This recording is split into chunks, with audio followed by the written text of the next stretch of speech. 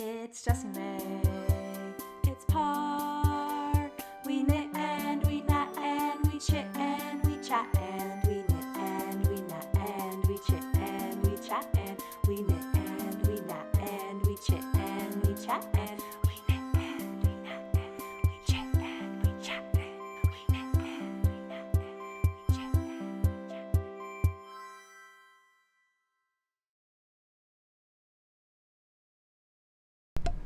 Hello, everybody! Welcome to episode 4, coming at you live from the castle in the sky. It's Jessie May. It's Park. We knit. We knat. We chit. We chat. Welcome to our show.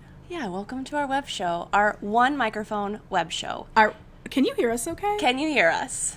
First order of business, Chat. can you hear us? Chat, can you hear us? Because it's been a little while, obviously, 1 month, and as our waiting room video started playing, I was like, wait, why can't I see the microphone? But I think we're good. Thank you, Sierra. Yay! Yay. You all can We were so hear worried. We were just having us. a panic, many moments of panic. Okay. Phew. Someone says some crackling. Uh-oh. You know what? We're going to just give this show a go. I think it's probably fine. It probably was the beginning when I was unmuting us. Okay.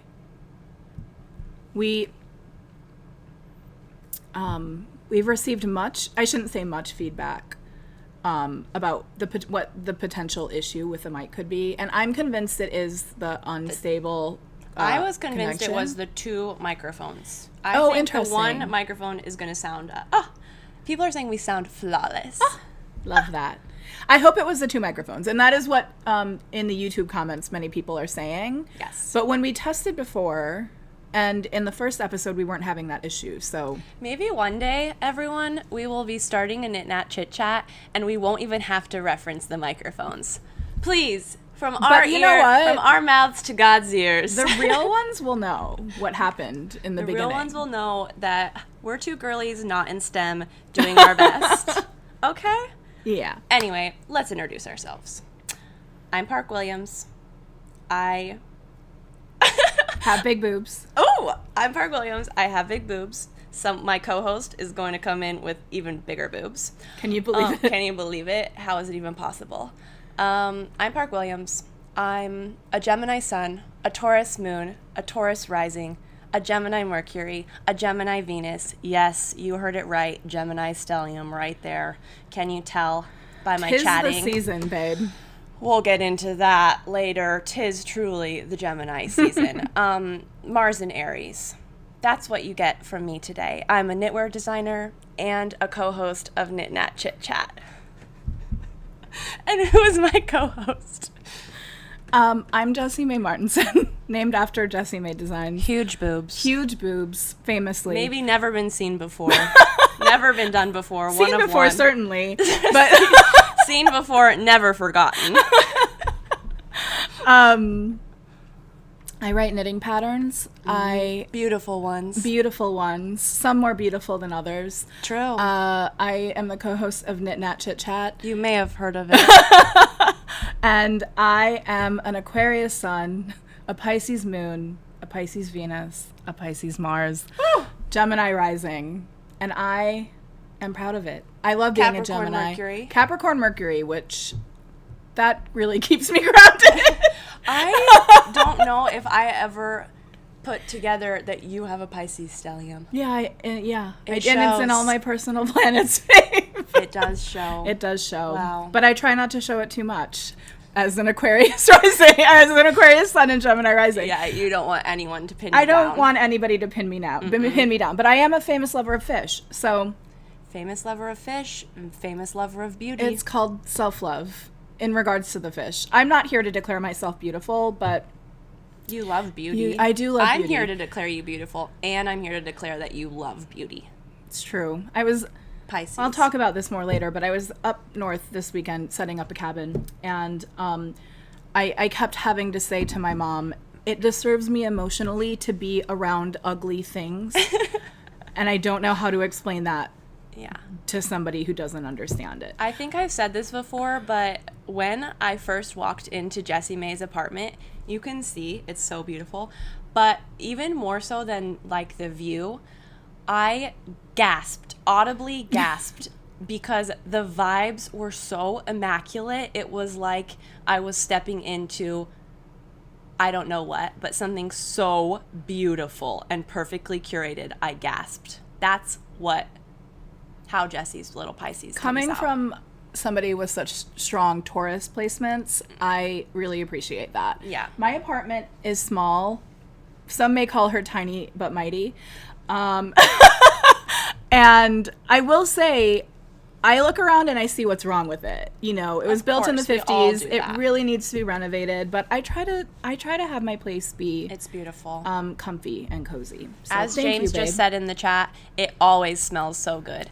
And in fact, when I go home, the clothes that I wore at Jessie's house, I can still smell them. Like, it lingers. Sometimes if I don't wash like my sweatshirt right away, the next week I can be like, why do I smell like Jessie? And it's delightful. I don't understand that because I don't use scented things aside from candles, and I really haven't even been burning those lately. You just smell good. I just smell good. What can I say?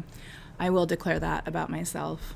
I smell good, or I smell like nothing, and that is a very special thing about me. Yeah, that's true. I wish that was my case. Instead, I smell stinky. Thank you, everybody, for being here. Yeah, Episode thank you. 4. Welcome to everyone in the chat. We see love you. We love you. Let me try to make Hello this to my bigger. fellow Pisces stellium, Emily. Yes. Aqua Sun Girls represent. We do love Geminis. We so- do. Geminis get a lot of slander, but not here. No. However, never here. we will be slandering Gemini season on Yeah, this the Knit season- Chit Chat. this This season, year, questionable. it's been A questionable. little cursed, even. Yeah. Yeah. But happy Gemini season. Happy to- Pride. Happy Pride. That feels right that Gemini and Pride Go happens in together. the same season. Yeah, happy or unhappy Gemini season, depending. Depending. Mine's been a little unhappy. Mine But- has been, I would say that I've been doing like fun things, but the prevailing vibe and feeling has been unhappy and Something stressful. off. Something very Something off. is and off. it's off in a sinister way. It's not Yes. just off. Everything feels stressful and a little bit dark. Yes, something is a brewing in the air. And I literally turned to Caden and I said, is Gemini season trying to kill me? Or like, does it want to fight or something? Like, what's up? Because it felt evil going from Taurus season to Gemini season this year. It was like Yeah. all of a sudden everything picked up and everything and everyone needs your attention. And it's like this and this is going to go wrong and this is going to go wrong and blah, blah, blah, blah, blah. And you're like, ugh, let me just get back to my lush living. Yeah. Nope. No. It's not been feeling good. It's not been feeling I good. mean, which is kind of, the part where we ask how the other person is doing. Oh, yeah. Kind of bad Kind of bad. for me, I would say. Yeah. But yeah, we'll talk about it.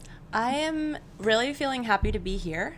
I was actually looking forward to Knit Knat Chit. Not that I haven't been, but it's like today I was really looking forward to it because I haven't seen Jessie in a long time.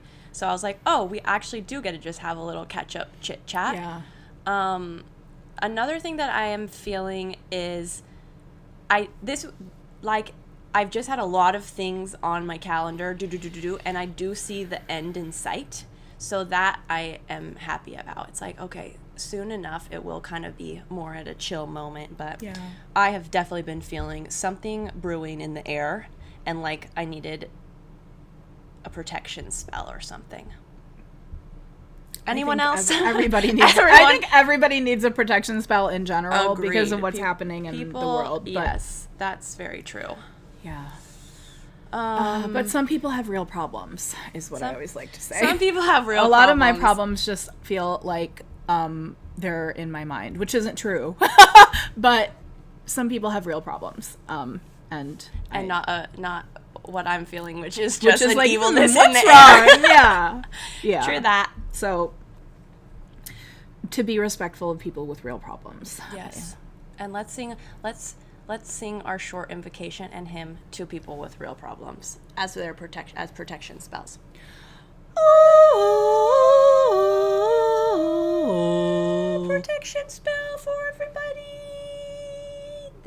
This is me putting a protective bubble around all of you. And your little kiss. On the head. What are you doing?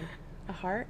There's the millennial heart, and then the one I don't know how to do, which is the Gen Z heart. This one is just so perfect and cute. This one is so cute. Wait, let's pose. Maybe this can be a thumbnail. And my heart is bad. See, even everything I do this month is wrong. Smile.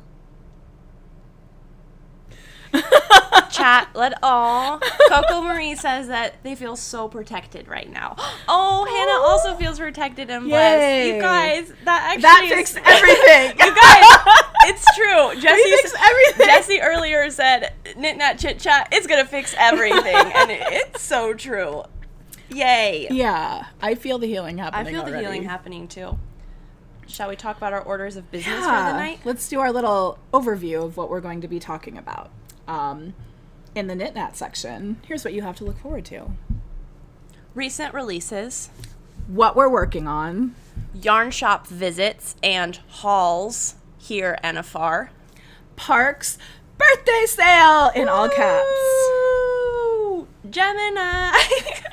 It's so Gemini for me to be like, yay, my birthday! I hate this season. This has been horrible. Woohoo! Let's party. Stereotypical Gemini behavior. Gemini. And some special appearances and events that we're going to be talking upcoming. about. Just announced, honestly. One of them just became public mere minutes ago. True. In the Chit Chat section, we have my recent trips. I've been doing a little bit of travel. TV, something we all love. And what we're reading, watching, doing. Yeah, the usual. Chit Chat.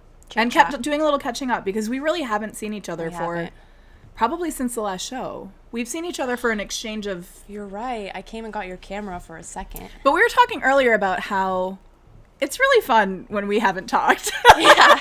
Because you're going to get... We can really vibe. You're really going to get the real chit chat. Let us know in the chat if there are other little things that you would like us to talk about in the chit chat section. We do have our orders of business, but if there's time, we can get to more. Yeah. So you can let us know. Truly. Knit Nat. Chit Chat. Knit Nat portion, everybody. Oh, Knit Nat. This is how they knit on TV. Hold on, let me try to knit with nothing. I think it's like this. This is how I would do it. Except I think it's kind of like that. Close your eyes and do it. This feels fake because it is, but also it felt normal. Yeah. It's probably because it's in our hands. Well, let me tell you something I never pay attention to. How somebody's knitting on a TV show. I always am paying attention to that. Look. And then somebody will be like, oh my God, they're knitting in such a weird way. Because I'm they like, always wasn't feel even like looking. they've never had it in their hands, and they're like this. And then you can always tell it's a full, already finished product that has needles stuck in it. And they are not making any stitches. That's so funny. Oh, gosh. And they're always saying things like, oh, look at her crocheting over there. And it's knitting. It's always not good. Mm-hmm. Ooh, the fake knitting was ASMR inducing. Ooh, good. New channel dropping. Just 1 hour of this. Can you even hear it? Maybe it's just because it's quiet for a little bit that it feels nice.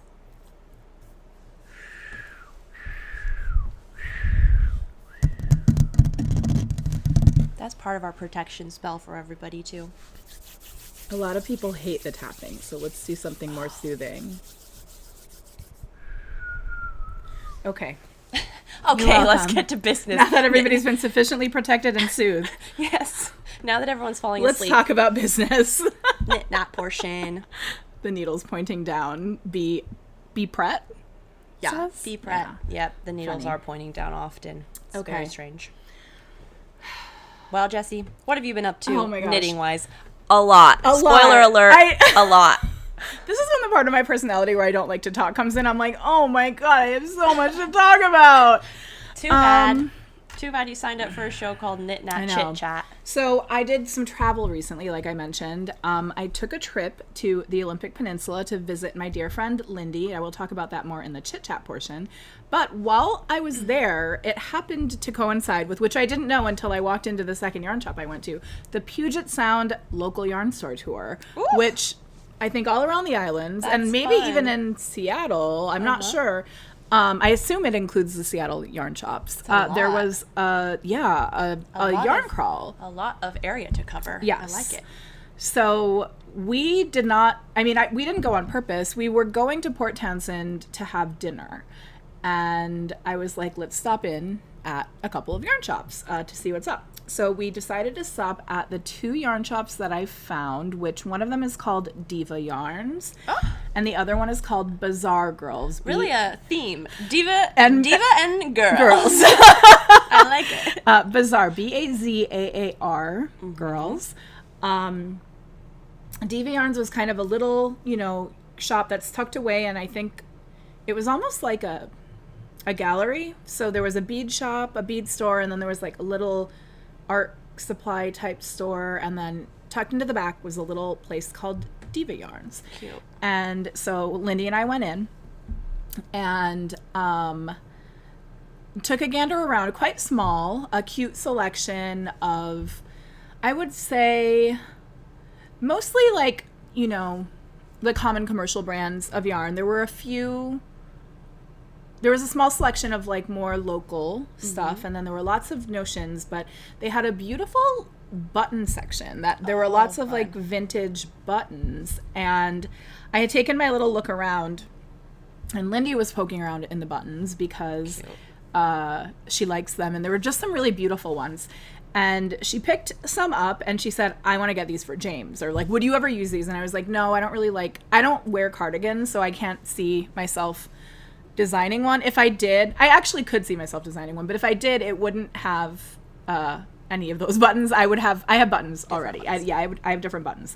But she picked up these buttons and she said, do you think James would like these? And I was like, yeah, I think James would like them, but I really think that Park would like them because that's like a very Park color. I actually think James would like these buttons. And then the lady who was working at the yarn shop kind of like came over and she was like, I'm hearing some names that I recognize. Oh, cute. Which was really cute. Aww. So she's like, are you Jessie? And I was like, yeah, I'm Jessie. And she's like, okay, I heard. She's like, she had a cute little, she was very That's sweet. Her so name was sweet. Miko.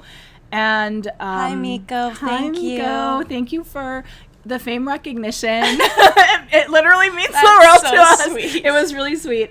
And she was so cool. And we had a little chit chat with her, and she was a fan of you and James. That just made me maybe think me. about how we should have put our Team Rocket artwork in one of the slides. No, maybe next time. Next time. But I did pick up there a skein. Ooh, The skein we get a of- haul. We get a haul. Misty Alpaca. It's so pretty. I love this. Isn't it so soft? Yes. James recently Let me knit a show it pair of then. alpaca socks. Everybody, are you looking at those colors? Oh my god, I want to eat it. And the color changes are really short. So Are you it gonna was make really socks? beautiful. I'm going to make socks with them. And Everybody, it's so soft alpaca. yeah. Yummy. It's let's see. It's 50% alpaca, 30% merino, 10% silk, and 10% nylon. It's Misty Alpaca. That's perfect. And the colorway is Gaudi's Park. Oh, that's you. Park. How do you spell Gaudi? Gaudi. And yeah, it's just gorgeous. I loved the, happy, fun mix of warm colors, like with a few cool colors. And there was a knit up sample, and it was like so gorgeous. summertime. So it's so soft. It's so pretty. But James had knit a pair of alpaca socks, and I want to too. I think I've said that 5 times, but I feel like I'm not finishing my thought because I'm a little bit. Because it's not all Gemini there. season. Can you see the situation outside? Thoughts and prayers to anybody living in Canada, specifically the Indigenous people in Manitoba right now. There's horrible fires? wildfires, Yeah. and it's really scary. So It is scary.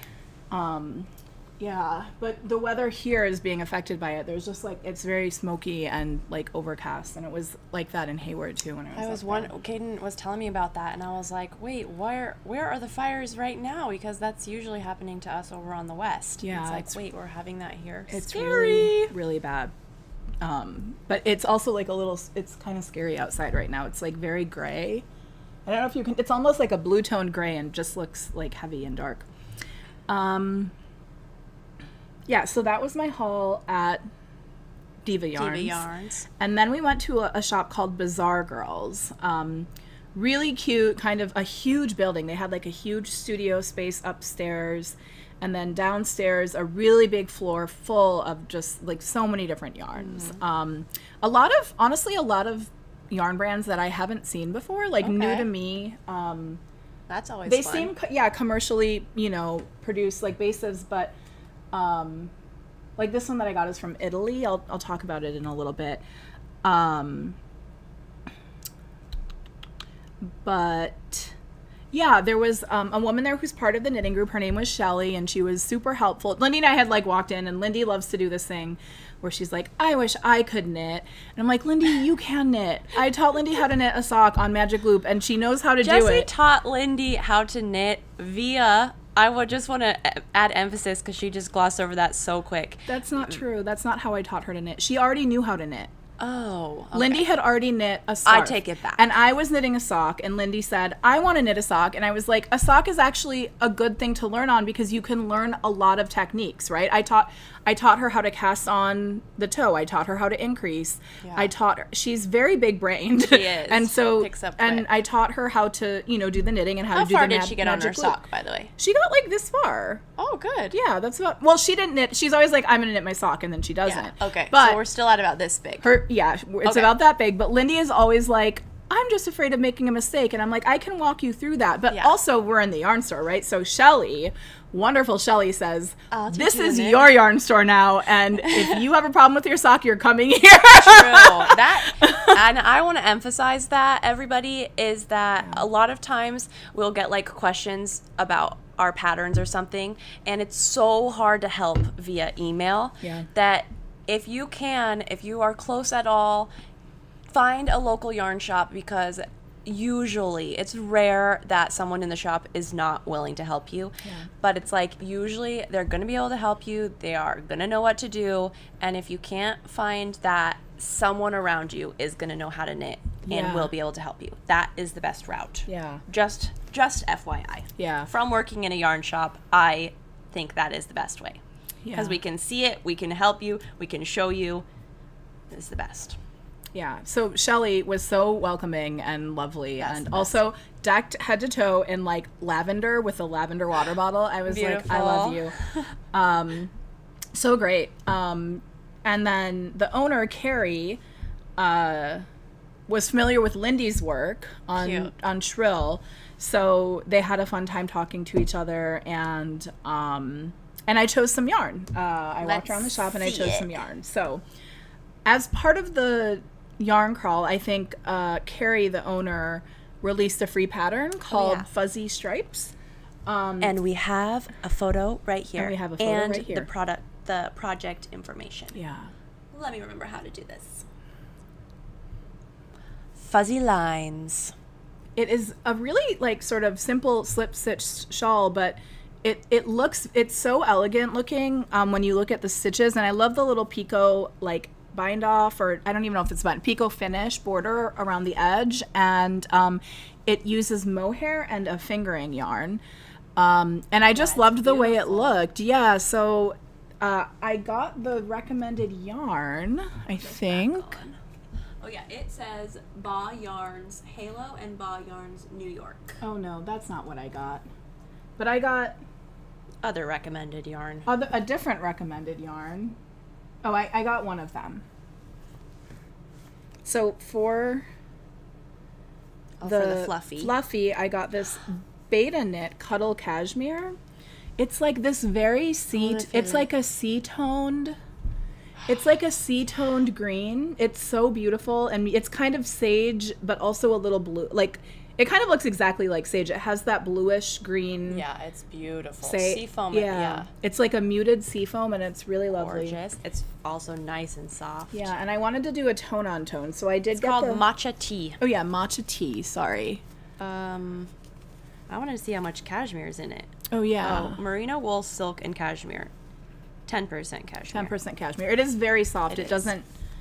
Oh, beautiful. Yeah, and then so I did this for like a little tone on tone moment. Mm-hmm. This is the new Ba Yarn New York 100% superwash.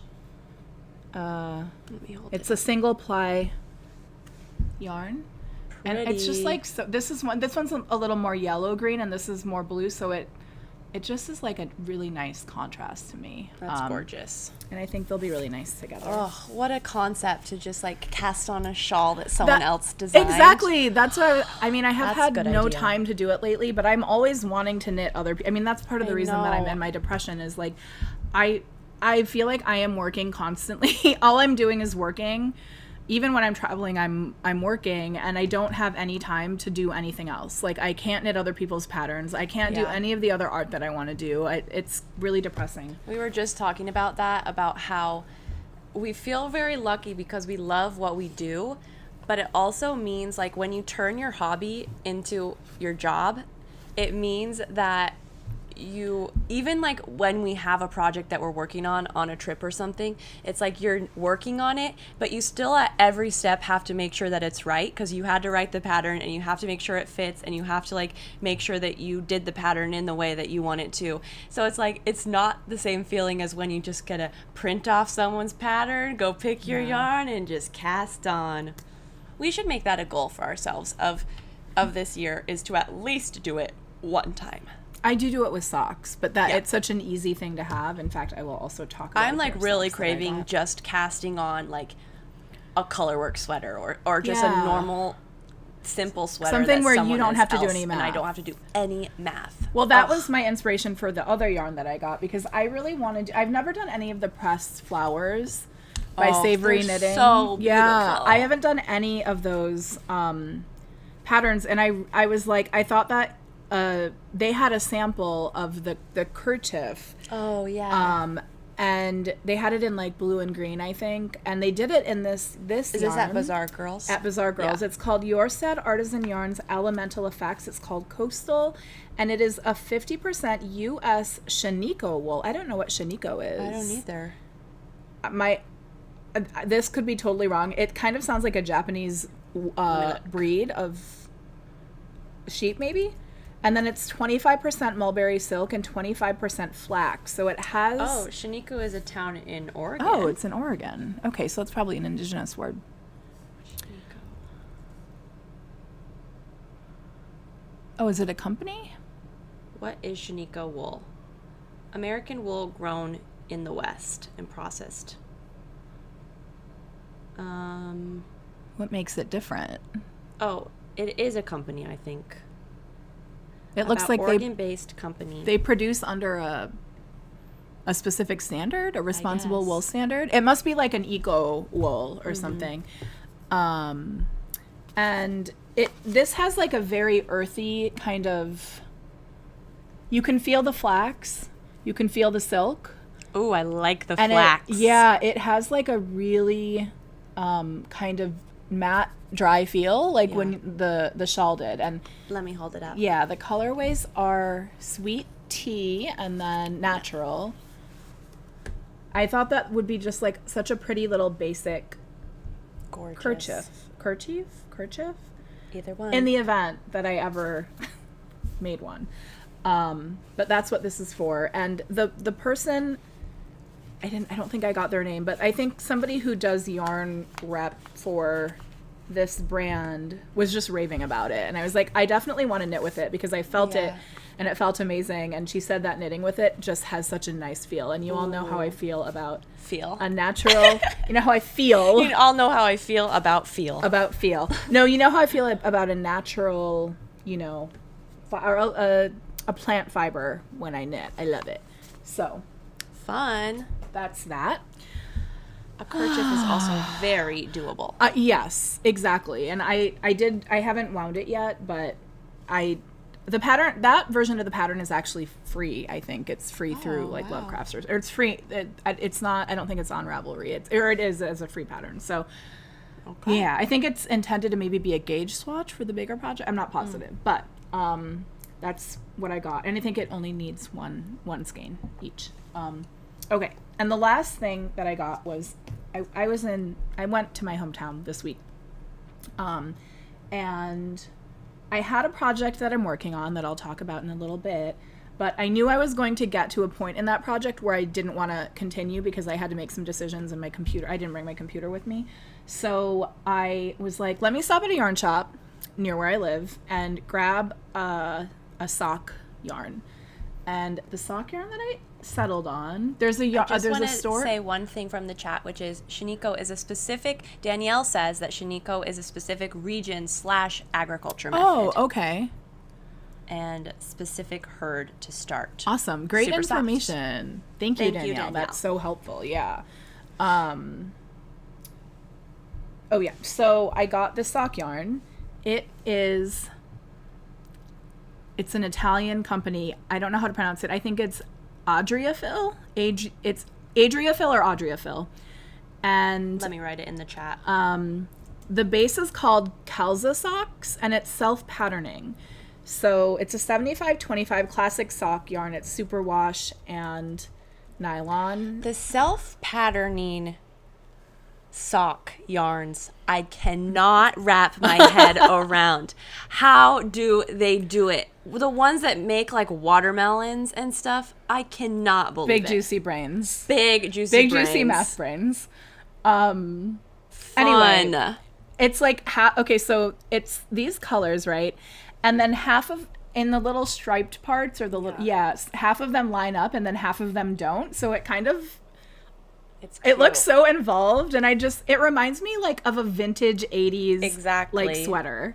And it looks like you're doing like checkerboard some parts and not. Those are so pretty. My partner had asked me if I would make them socks, another pair of socks, because they love the first ones I made, and I was like, yeah, I will. So hopefully, I told them not to watch tonight because I'm announcing a bunch of gifts that I got. But cute. I think these will be cute.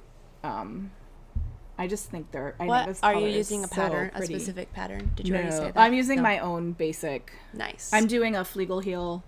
Flegel heel. I love a Flegel heel. A Flegel heel. Parks does that every time I say Flegel. How could you not? It's, when you just say a term like Flegel heel, like it's the most like we hear that term every day. Flegel. No, nobody has heard Flegel heel. On that note, time for you to talk for once. Good job. That was a lot. Thank you. That's to you. It's hard for me to talk for a long time. I don't actually have that much, but you kind of do.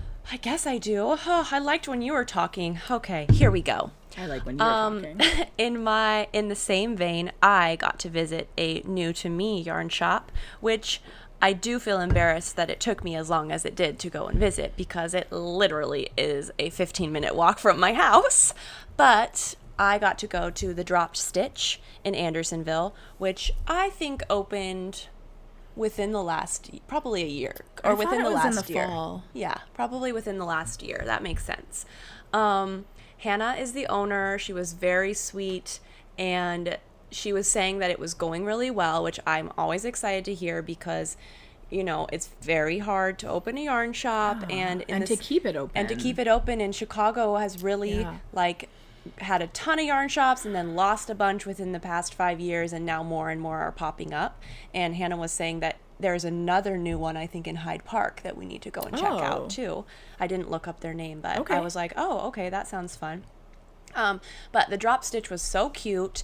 It's a small shop, but it was like stocked in a way where I was very impressed. I was like, oh, anything that I was thinking about, they had, and they have a ton of brands that I love, like Malabrigo, and they had they had a lot of Noro, which I love some Noro. Yeah. They had a bunch of tools and like notions, and it was very fun. And they have like special shop art that was created just for their shop in little like project bags, which loved seeing that. So that was very fun. I was going to try to put a little video in our Knat thing, which I'll try for that for the future because that is fun to get Let's to go back. I haven't been there, so let's go there and do a video. Yes. Well, I actually took a video. Oh. I just didn't put it into I see. into my spaceship setup right here, but we we have to go back anyway. Sorry, I need to go back to one of Park's greatest hit jokes, which is where she said she feels like an astronaut when she does I feel like an astronaut because I have all my technology It made me screens. laugh, and it's so true. And also, something I didn't say is that as a kid, I wanted to be an astronaut. Oh, that's I loved sweet. space. I thought it was so cool. I didn't notice her say that until the rewatch, and then I was so mad that I didn't hear it because it makes me laugh. It really makes me laugh. Yeah, my astronaut space station It's so setup. true. That's how I feel, especially Yeah. when we have like the blue light. Which way is it? The blue light going on and stuff. Yeah. Space light. So that is my shout out to the Drop Stitch.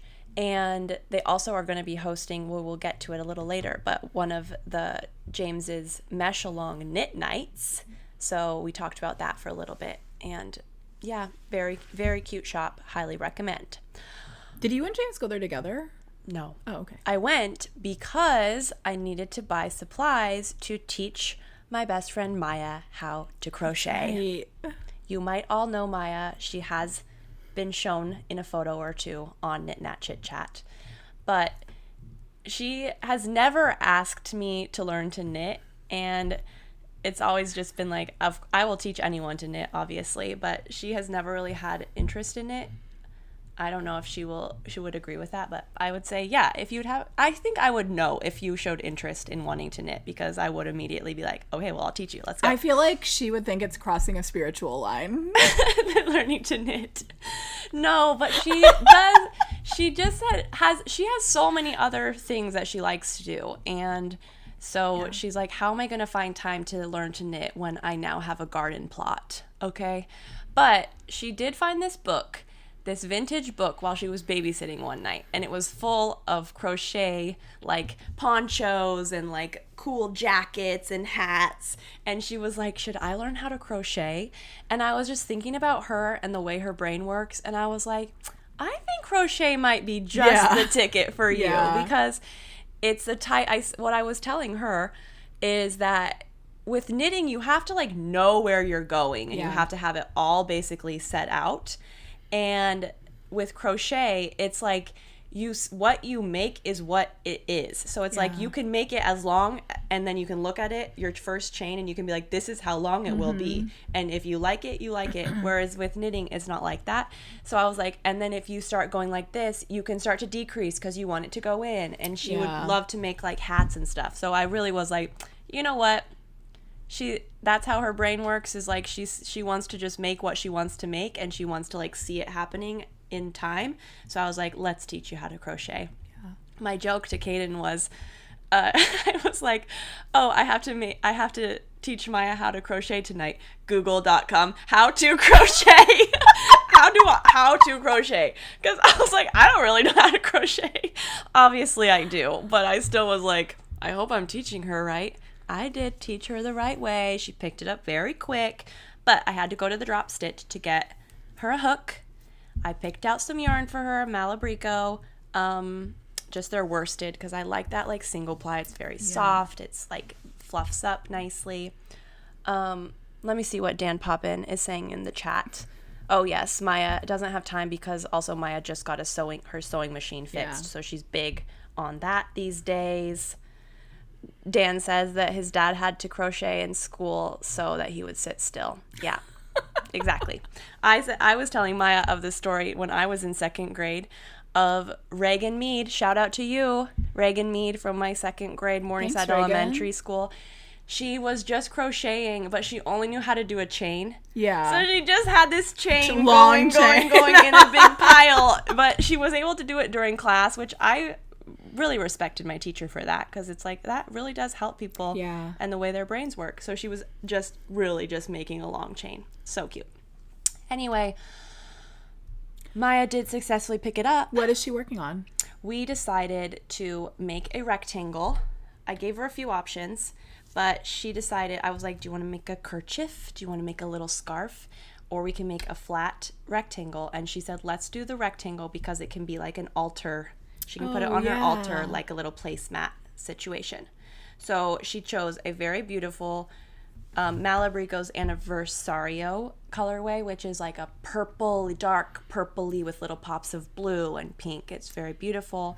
And we have her on the clover hook that is like yellow, with the handle. That one's really nice. So she picked it up. She's on a trip right now, and she said she's already loving it because it's kind of like meditative and a little escape. Like when you don't want to be like super engaged with everything going around, you can have your little project. And I said, that's why we love our fiber crafts. It's true.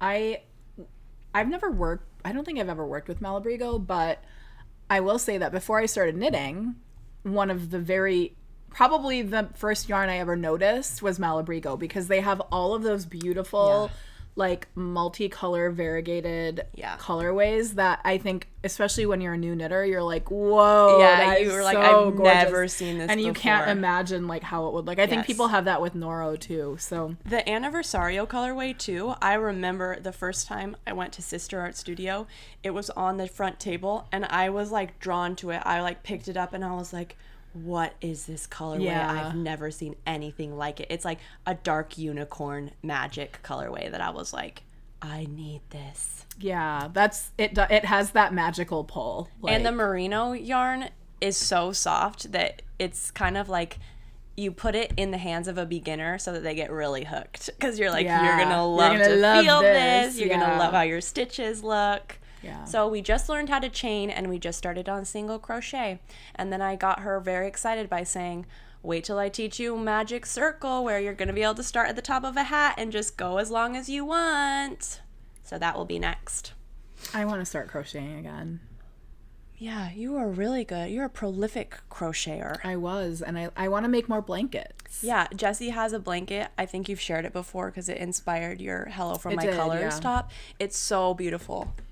Maybe you can see if you peek enough. It's behind Jessie, though. It's right there. It's so beautiful. Aww. This is where I belong. This is where we belong. Just a quick cuddle break. Yeah. That's probably what we need more of in Gemini season. Quick cuddle breaks. So true. We need to be twins. You're right. Connected. Yeah. Speaking of learning to crochet, a lot of people were asking if I could share the bunny recipe that I used to teach my nieces to knit, and I will do that. It'll be in the show notes. If you can't wait till the show notes, you just say knit a square bunny. Yeah, it's on YouTube. And it's on YouTube. Yeah. And you just knit a little square, and then the video teaches you how to sew it up to make it nice. But I highly recommend that for beginners or not beginners. They're really cute little bunnies. And then my last little thing is I finally sent out my test knit on that pink garter stitch sweater that I've been showing off on all the episodes that was taking me forever to knit. Oopsies. It's true. Oh, and it's right here. I forgot I brought it. Yeah, let's talk about that. I didn't steam it. Oh, sorry. What? I went to squish and I got caught. Squish, squish. Sorry it's not steamed.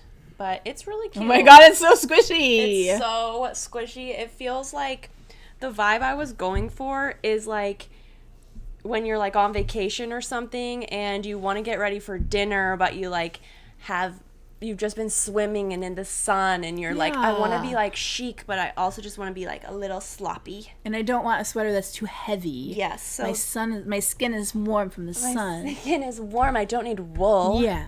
So this and it's is still a little wet, so I don't want it to be, wool. This is called the Salty Water Sweater, which I named, and then I woke up the next day, and I looked at Kaden, and I said, why did I name my sweater the Salty Water Sweater?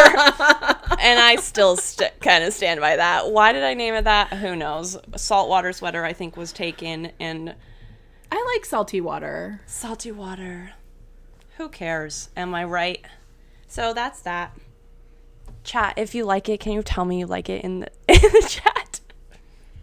Yeah, chat, tell Park if you like her sweater.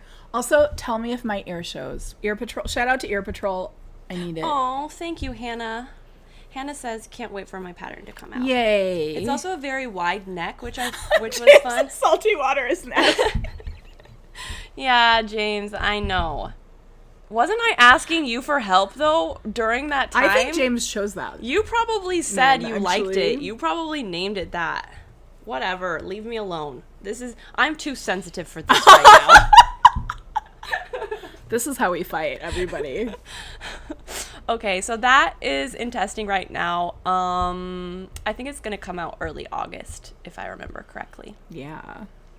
What is Love everybody that. else knitting? What's on your needles, chat? We are not continuing this show until 3 people say what they're knitting.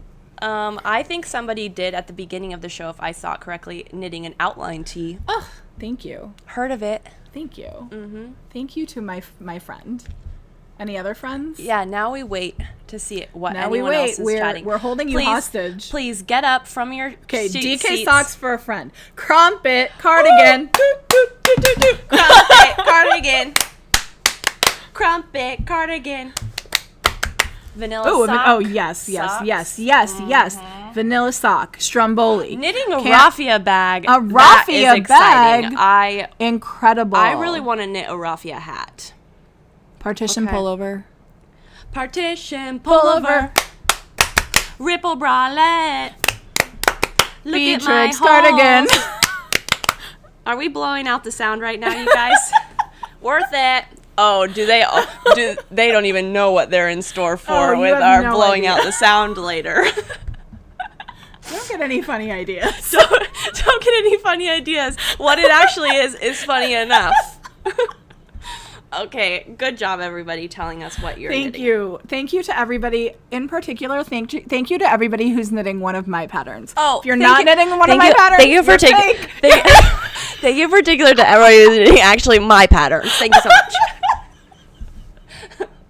Especially shout out to people who are in one hand knitting my pattern and in one hand knitting Jessie's pattern. That's what we really like to see. Real ones. Here's what you should be doing. Knitting one of our patterns while reading through a different pattern from one of the others. So true. Or from the other person. While watching Knit Nat Chit Chat. While watching Knit Chit Chat. Exactly. Just kidding. Now that we've bullied you. Mm-hmm. What's on your needles? What's on my needles? Yeah, I'm excited to see what's on her needles. I already It's beautiful. showed you what was on my needles in the way I of haven't the socks. seen it. Oh, But yeah. I started... Do you want me to put this down somewhere? No. Oh. Oh, yeah. I can do it. Okay. I'm making a pile behind me. I hope you can't see it. Uh-oh, you can. Oh, well. Remember that swatch I showed you last month? Yes. Pretty. Oh, babe, I love this color on you. I know. I love this color on me, too. No offense. This is Undine DK. It is... Okay, it's pulling very gray. It's pulling very gray. But it is such a pretty... Robin's egg blue. Yeah, it's like... It's gorgeous. The color is... It's so beautiful. It's very natural, like almost sea-toned, like a muted... Yeah, sea glassy. Yeah, sea glass color. Here's what we have. You cast on the back, and then I did short rows in the lace. Can you see this? No? If not, good, because that... Short rows in the lace. It's in pattern. Jessie, juicy brain. Too much. I've been juicing over here. Not I've the really been juicing. juicing. Now we all have to put short rows in our lace.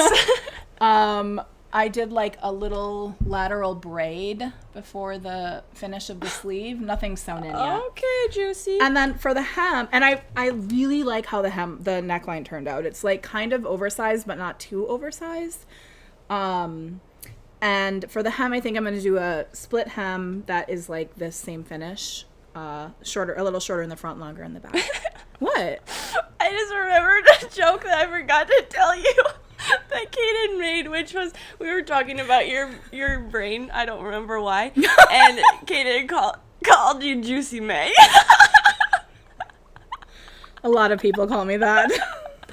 Oh, we need to really be calling you Juicy May all the time. Call me Juicy May. That is a juicy Honorary. brain up there. Thanks. Sometimes it's juicier than others, and I fear that the juice is loose. running out. The juice You guys, the juice feeling very juicy lately. is loose. Slowly seeping the juice.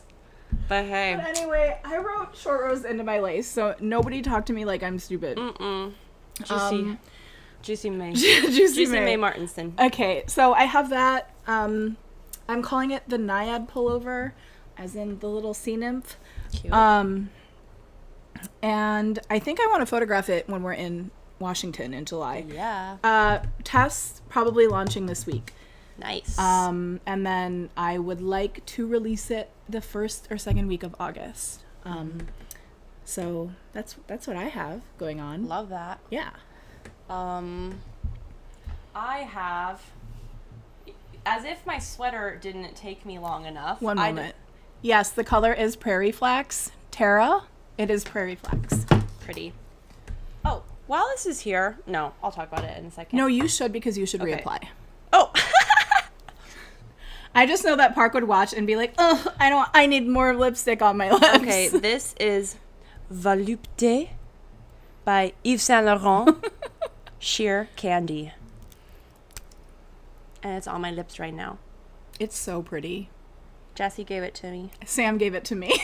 Thank you. The Sisterhood of the Troweling Lipstick. Yeah. Beautiful. Gorgeous. Did I do a good job? You did. Okay. So that's that. Get that out of the way. I should have worn that color today. It's never too late. Well, it is. But I think I like when I have dark colors on. I think it looks better on the camera for me. Cool. For me, not Okay, for you. so as if the sweater didn't take me long enough, I decided to do a open gauge garter in the same Undine yarn tank top version. And actually, this didn't take me any time at all because it's barely anything. you're zooming. And I'm almost done. You're zooming. But my plan for this one, I need to rip back. I haven't been knitting on it because I got so far and then I was like, I want to change something. So I need a little bit of brain power to figure it out. But I think what I'm going to do is I want it to be like really kind of almost a cowl neck in the front. So I want it to be like tiny little bit of decrease and then a lot of extra fabric here and tiny little straps. So it's like very kind of Slinky. slinky. Perfect word for it. Slinky water top. Slinky water tank. Stinky water tank. Stop. Just like salt water. Just kidding. I have no comment about salty water tank. Yeah.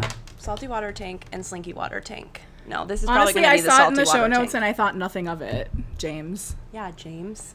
So that's that. This is cruising up for me, so I also think this might come out in August as well, because it can be slightly less time for the test knit. But yeah, that's that. I'm having fun, I guess. The reason I'm not having fun is because I just don't have the brain power to, even though I know it would take me 20 minutes, I just haven't had time or the brain power to actually get to where I can knit again. So it's like, oh no. Sad. Yeah. Sorry for my burping. We'll get to that I feel when like I I'm say always my exaltation. feeling like I'm burping or trying to hide that I'm not burping on this. So sorry if you, you ever guys, hear it. we're just real. We're just real. We're just coming to you. girls, not robots. Yeah, that's that. Oh, and now we're going to talk about our recent releases. Yeah, let's talk about that. Yeah, recent releases. About that. Did I do that? You did. About that. About that. I released this Sunday Swirl. I showed it last time we were here. And everybody really loved it. I So think finally, it's out. Finally a pattern that people want to buy from me. Let me transition to our slide for it. Yeah, let's do that. Beautiful modeling by Thank Park, you. as always. Beautiful photography by Jessie, as always. Thanks, babe. I'm really happy with this. It was extensively charted, so it was my first pattern that I've done that was super charted in that way. And it actually, the test went totally smoothly, and it turned out really well. So Very elegant, very beautiful. Yep. Love. Transition back. Hello. Somebody said, sorry, to address the question, do I need testers for the sweater? I will need testers for the sweater. If you're on the newsletter, I will post a testing call on sometime this week, probably. Next week at the latest. So look out for that. My recent release, I am wearing This is my Base Spirit t-shirt. So it's like my Ghost Whisperer, like my Phantom Fuzz, the mohair. Let me back up a little bit. Full body. Ooh, with the lights. Sexy, sexy. So you can see it's see-through, it's fun, it's like a spirit. It's just single strand mohair at a really big gauge, so 10.5 needles is what I use. And then I just love it. If you've never knit this fabric, it's unlike anything else. It's fluffy, but as you can see, it like shapes how you kind of want it. If you want it to be more out, it kind of like holds out there like that. It's a fun way to use up mohair. Sometimes you like just have a random 2 skeins of mohair or 1 skein of mohair and you don't really know what to do with it. Yeah. So I like to do Love this. Here is my, these are my fun picks from Waveland Bowling. James, shout out to James for taking these, going to a bowling alley at 9 a.m. with me into the arcade to take the pics. Very fun, very vibey. So vibey. I love it. Vibey. And that's how I feel wearing the shirt. Very vibey. I love it. Especially, Not something you usually see on the on the pages of Hot right now. I'll say that much. It really stands out. It really stands out. Especially if you're wanting to, as I do, just wear your bra under. Somebody did say on one of my reels or something about it, like, uh-oh, I would be wearing a tank top. Which you can. You can, but... You can, but what if We you don't. didn't? You can, but you also don't but have think to. about if you... What But if think you about didn't if wear you anything? didn't. Ooh. I would like that. So speaking of the Base Spirit and Gemini season, it also was my birthday. So that meant the annual park birthday sale. Cue the video. Happy birthday Day to to Park. Park. Happy birthday to Park. Happy birthday to Park. Happy birthday to me. Wow. As you can see from that, use the code Happy Birthday to Park, all lowercase, Innovative. to get 33% off every single one of my patterns that I have ever released. Speaking of happy birthday to Park, Present! Park hasn't gotten her birthday presents yet. You guys, things are looking up. I love Gemini season. I wasn't here for Park's Do I get birthday. oh my gosh, you guys, there's like 4 different things in here. There are 4 different things. Should I open it? Yeah. I'll start. I love watching people open gifts, so... Oh, and you get ASMR.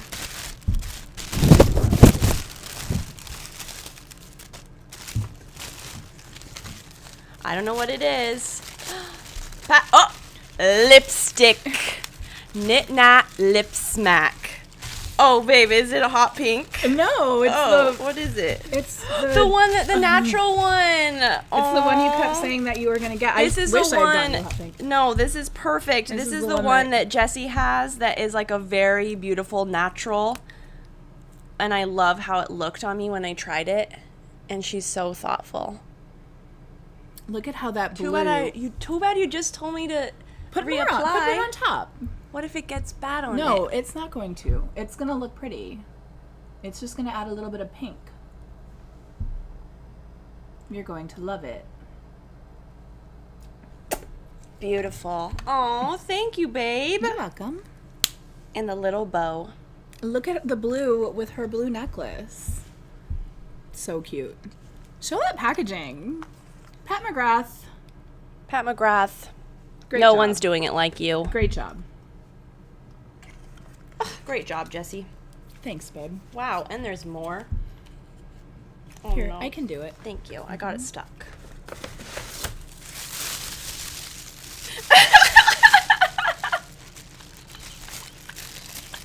Not unrolling it and as seeing this big wiener.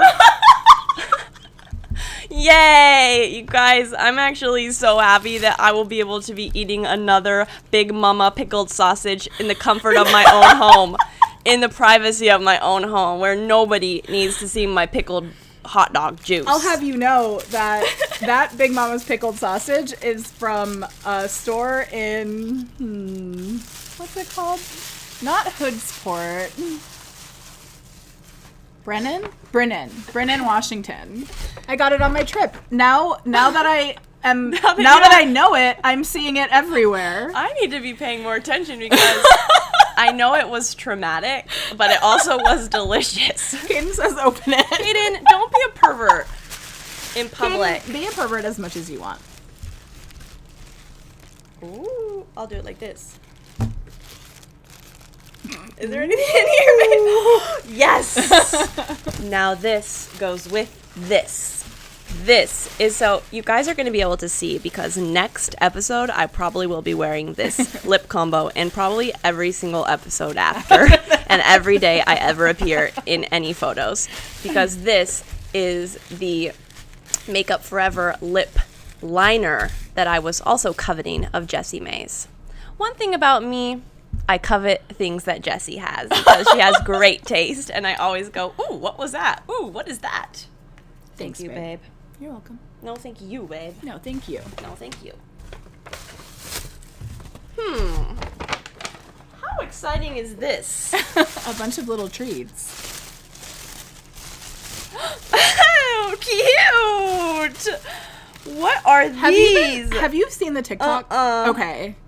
Because last year, Park was really looking for spray-on sunscreens that were like body mists. I was. And I have been aggressively marketed on TikTok. Pretty. This Kapari. There's Kapari one. Sun Voyage Yeah. SPF Sun Shield Body Glow Sun Glaze Let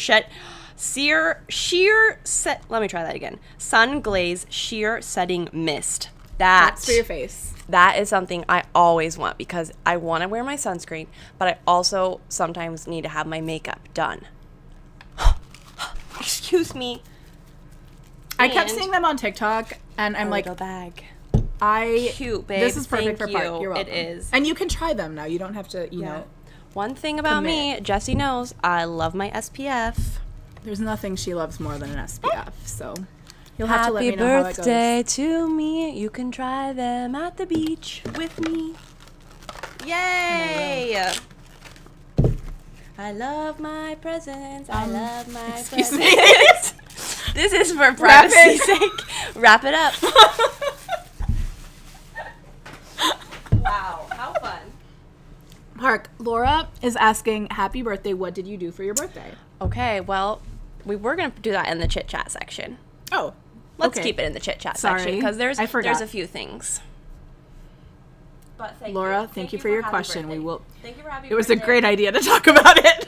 It is a great idea. What you looking for, babe? Oh no, blowing my nose a little bit. Okay. That's what happens when I get excited about my presents. It's cute. It's really cute. It's actually very embarrassing. Babe, look outside. In real life, it looks beautiful. In the video, it looks just so blown out. It looks beautiful, except it also looks like it's supposed to be blue, but it actually is gray or brown blue because of the smog. It's very scary. Wait, babe, before we move on from my birthday, for my birthday sale, I had the idea, because I already have some cards made up for, like, she can't see them yet, for when I do, like, a trunk show of my little designs. I don't have all the designs. I didn't know that you had these. But I'm going to make Jessie play Kiss, Marry, Kill with 3 random patterns of mine. Okay. One of the things that Park James and I do it too. Park James and I love to do is choose the patterns of each other's that we hate. Mainly because we always usually love, but some of them sneak in there. Also, we hate a lot of our own patterns. Just easy to hate being your perfectionists. So okay. Yeah. I'm just gonna make you not look. Close your eyes and pick 3. Okay.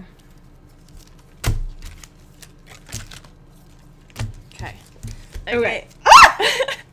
Show everybody what you got. Okay, I got the Aqua Marlene. This is gonna be tricky for Jessie May. I got the Zap Cap. This is actually so easy. And I got the Be Mine blouse. Okay, I'm locking in my answers of what I think Jessie May will do. Chat, you can guess too if you would like. Do you wanna write your guesses in the chat so that you can not cheat? Sure. I'm not gonna look. I mean, I'm not going to change. Okay, this is what I think Jessie May will choose.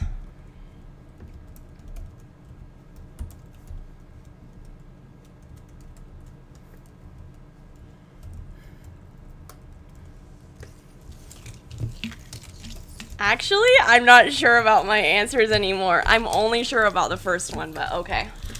Okay, I'm kissing Be Mine blouse. Okay. I mean, how would I not kiss Be Mine? It's called Be Mine. So It was true. released around Valentine's Day. We photographed this at the lodge together around a romantic time of year. It would be a very romantic kiss. Yes, and the kiss would be very romantic. So, Be Mine blouse, kiss it. Obviously, I'm marrying Aquamarine. I knew it. It was her first true love. It's my first true love. Of all the knitting patterns that exist, sweater patterns, this is probably the one that I'm going to marry. Someone says there's a rainbow, and there is. Oh my god! Off the Sears Tower. Wait. Oh, I'm like, you can't see it. Here, let's take a picture so that we can... Well, I think they can see it because... Oh, I think it's somebody who lives here. Oh, Jen, did you see it in real life, or did you see it behind us? It looks too blown out. It's so beautiful. Wait, can you see it? It wasn't Jen. It was Tanya. Can you see it? Tanya, can you see it in the... Can y'all see it on the... That is so beautiful. It is gorgeous. Happy Pride. Rainbow appearing. Pride. Oh my god. We love our Pride siblings. Okay, hold on.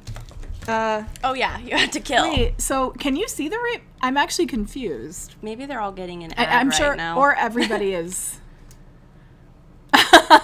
Oh, Kaden said BRB. Okay, I'm killing Zap Cap not because I don't like it, but because I don't really wear hats. I have an enormous head. Therefore, I'm really careful about what hats I do wear. Wonder if I can click on it so you can see the rainbow for a second. Can you kind of see it? Not really. I think it's too high. Over, yeah. Anyway, just know there is a rainbow behind us. Yeah. Tanya says that she lives here. That's what I assumed. But yeah, it's so beautiful. It is pretty. Anyway, I can't wear colorwork hats. They look ugly on me. You know what? I would do exactly the same thing that she did. Zap Cap, Is dead. Is that what you guess? Yep, that's what I guessed. Okay. Aquamarine, marry, kill, Zap Cap, kiss, Be Mine. Wait, blouse. are there? I want to do more. I know. Make me do one round. Okay. Sorry, this is really fun. Sorry if you It's think a really it's fun boring. game. So you said you would do the same thing? Yeah. Okay. Here, we've already used this one. I got the Staple sweater, my colorwork raglan. The curtsy collar. Uh-oh, this is gonna be hard. The Be Mine Me Oh My Tea. Oh no. Named after Maya. Shoot. I have my choices. Okay. Oh my gosh, this is too hard. I should have just made you play. These to me, the reason this is hard is these are all pretty evenly ranked for me. So I am going to kiss the curtsy collar because she's fun and flirty. And I feel like that would be a good little kiss. She's not for all of life. No, she's not for all of life. She's for like a fun time. You want to have a little make Not out. a long time. Not a long time. Fun time. Not a long time. That's this one. I'm going to marry the Me Oh My Tea. And that is because, number one, it is named after my best friend Maya. But number two, it's just a classic t-shirt that you would wear a lot. And that's kind of what you need for your life partner, okay? You need a staple steady. And then kill the staple. I still like it, but whatever.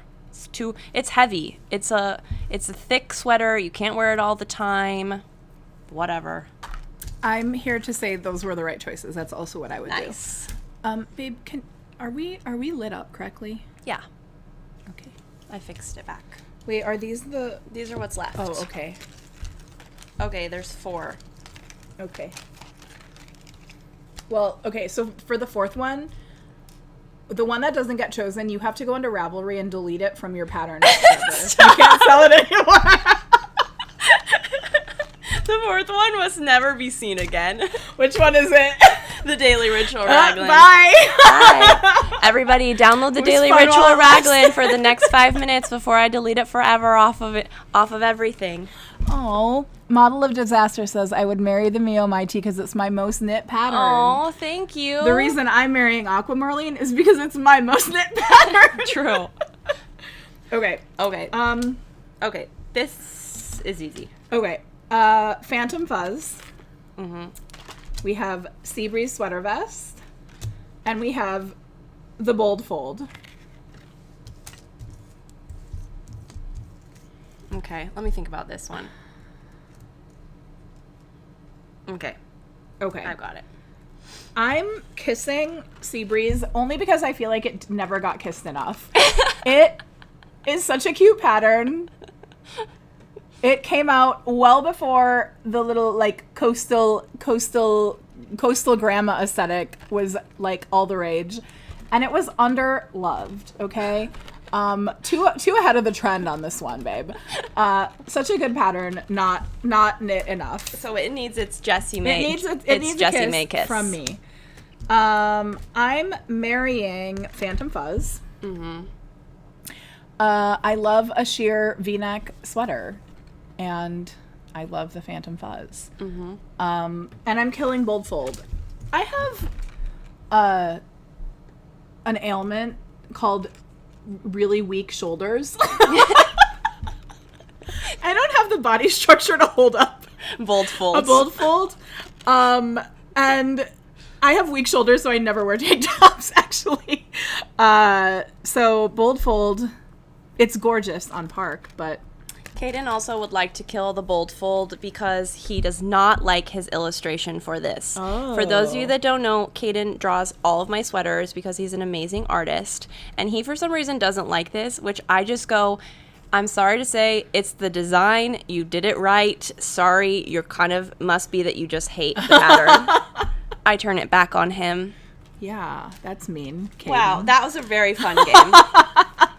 That was a fun I game. need to print out more of these. I so like we that have you do more need to print out games. more. I will Very say, fun. my least favorite of Park's patterns isn't in there, so sad. Wow. And you're never going to find out what it You'll is. never know. Park knows what it is. I know what it is. And it has nothing to do with the design. It just is another case of I would never wear that. Let's make it about me, okay? Yeah, that's what. You're having to pick who to marry and true. kiss and kill. It's true. That was fun. I love that game. That was fun. Hope you guys enjoyed. Hope you loved it as much as we did. Shop my birthday sale until... The rainbow's still there and it's growing. It's so beautiful. It's growing. It's now past 900 North Michigan. It's expanding. I really wish you guys could see it better. know. That would be so... Maybe as it What gets can a we little do? darker. What can we do to I don't think we can do anything. as It's it gets just, darker, it will be a rainbow in the I night? just really don't think it will work. Hey babe, why don't you name your next pattern Rainbow in the Night? A rainbow in the night.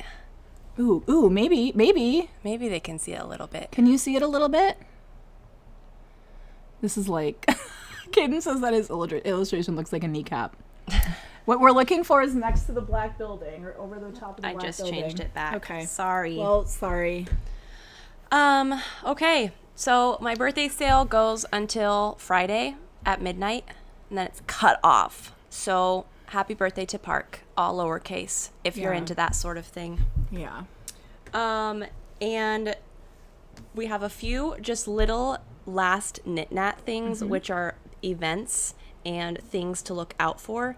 The first one being the Undine Make-Along from Ritual Dyes. Undine, our favorite. As you guys know As you by know. now, even though it's only episode 4, we probably talk about Undine every single episode. Yeah, we love it. We just love it. And it is the make-along is super easy and chill. It's from June 1st to July 27th. And you just make any project using Undine or Undine DK, and you just finish by July 27th and enter You just enter by posting a photo on Instagram or Ravelry. And the prizes are pretty sweet because they are Ritual Dyes gift cards. First place gets $150, second place $100, and third place $50. So Great. Love that. and we just wanted to say, if you love us and you love our patterns, we have many a pattern that you can knit in Undine. For example, by Jessie Made Designs, you could knit the Sunday Swirl tank. You could knit the ribbed turtleneck tank. You could knit the Totally tank top. You could knit the Helix halter. You could knit the outline tank or the outline tee. You could knit the So Summer shirt and shorts or any of my other summer those designs. were all just the designs. And those are all just designs that I specifically- actually used Undine with. You could really knit any of my summer designs in Undine. And you know what? Probably you should if Yeah. you're real. You should. You also could knit my Sporty pattern, which was my birthday pattern last year, which is in the DK. You could knit my Siren swim skirt, which another pattern, you need to be knitting it. We all need to be at the beach this summer looking do. like sirens that have do. been washed up on shore. Or yeah, literally any other of my summer designs would also work, probably. Between a fingering weight and a DK weight, Yeah. you're going to find what you're going to need. And you know what? Love a make-along dedicated entirely to only one yarn. That is so fun. Especially the yarn that we just love. Yeah, our favorite. I guess technically I'm doing it because I am knitting a tank top right now Yeah. out of it. Yeah. Along with that, Jessie and I are both going live with Ritual Dyes. Jessie is going live when are you On going June live? 10th at noon with Ritual Dyes on Instagram. And I'm going live June 17th at noon. Both of those are Central Time. It's 10 a.m. Pacific Time. On the old Instagram, and we're going to chat all things Undine. With Rachel from Ritual Dyes. And maybe others. other people. Maybe others. We yeah. don't know. The Ritual Exciting. Dyes crew who we Yeah. love. We Yeah. do. So check us out there. Yeah. Speaking of make-alongs. Speaking of make-alongs, please hold.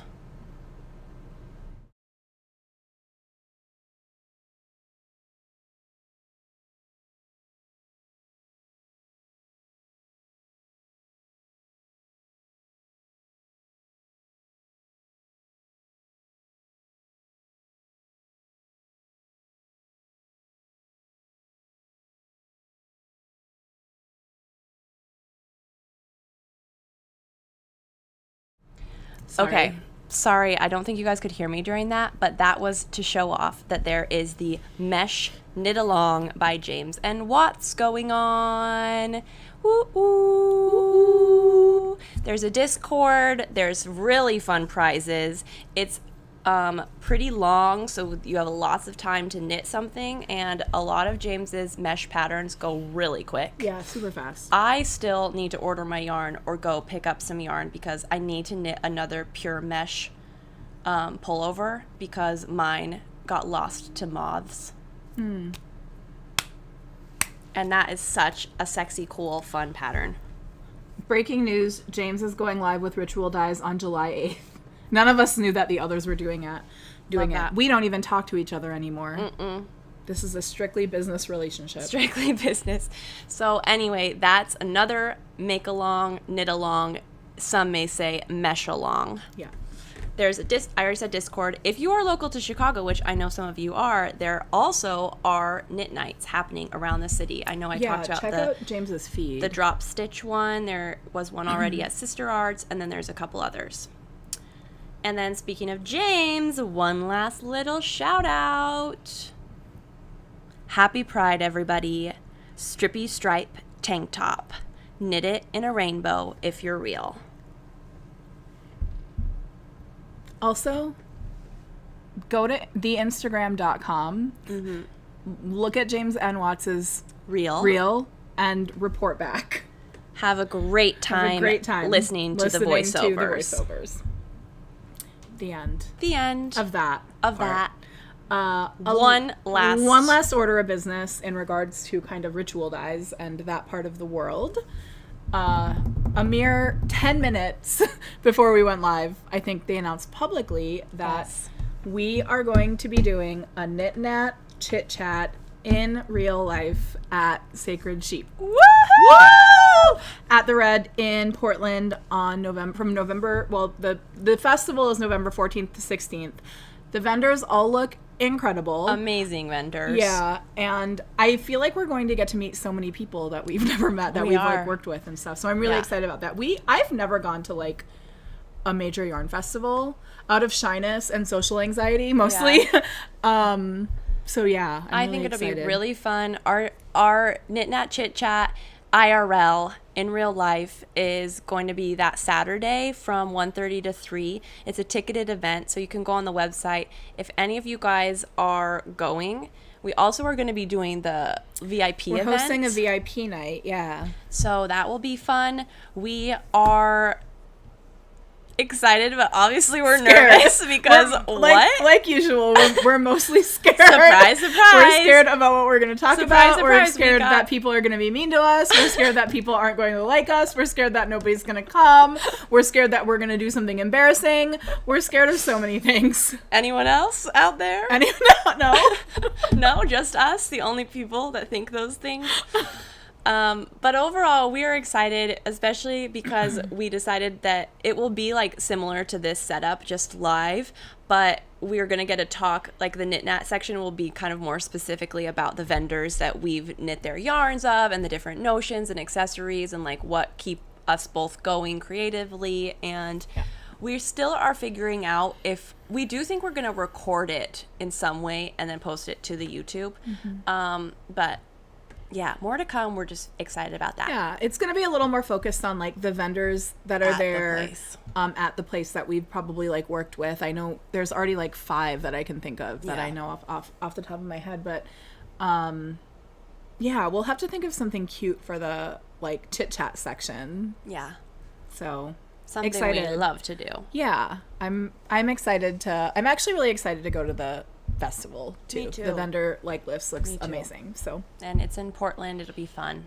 And I'll get to meet all the Ritual Dies people, which fun fact, I've never met any of them. You're gonna love in them. person, including Rachel. So that's gonna be great. It's wild. I feel like I work so closely with them all the time, and it's such an easy working relationship. But we've never met, so the time is now. The time is now. The time is November. The time is November. So we're excited about that. Yeah. Okay. Here we are. That concludes the Knit Nat section, and now we're entering the chit chat portion. I love it. I love when Parks sings. Not sarcastic. Well, Jessie, what have you been up to? You've got a lot. Part where I have to talk for so long. I just feel like I get boring, and I don't want to talk. You don't get boring. For that it's long. Just for fun. Okay. Just talk as much as you want. I went to Washington to visit my dear friend Lindy. My dear friend Lindy invited me to Washington to visit her at her home. Yes.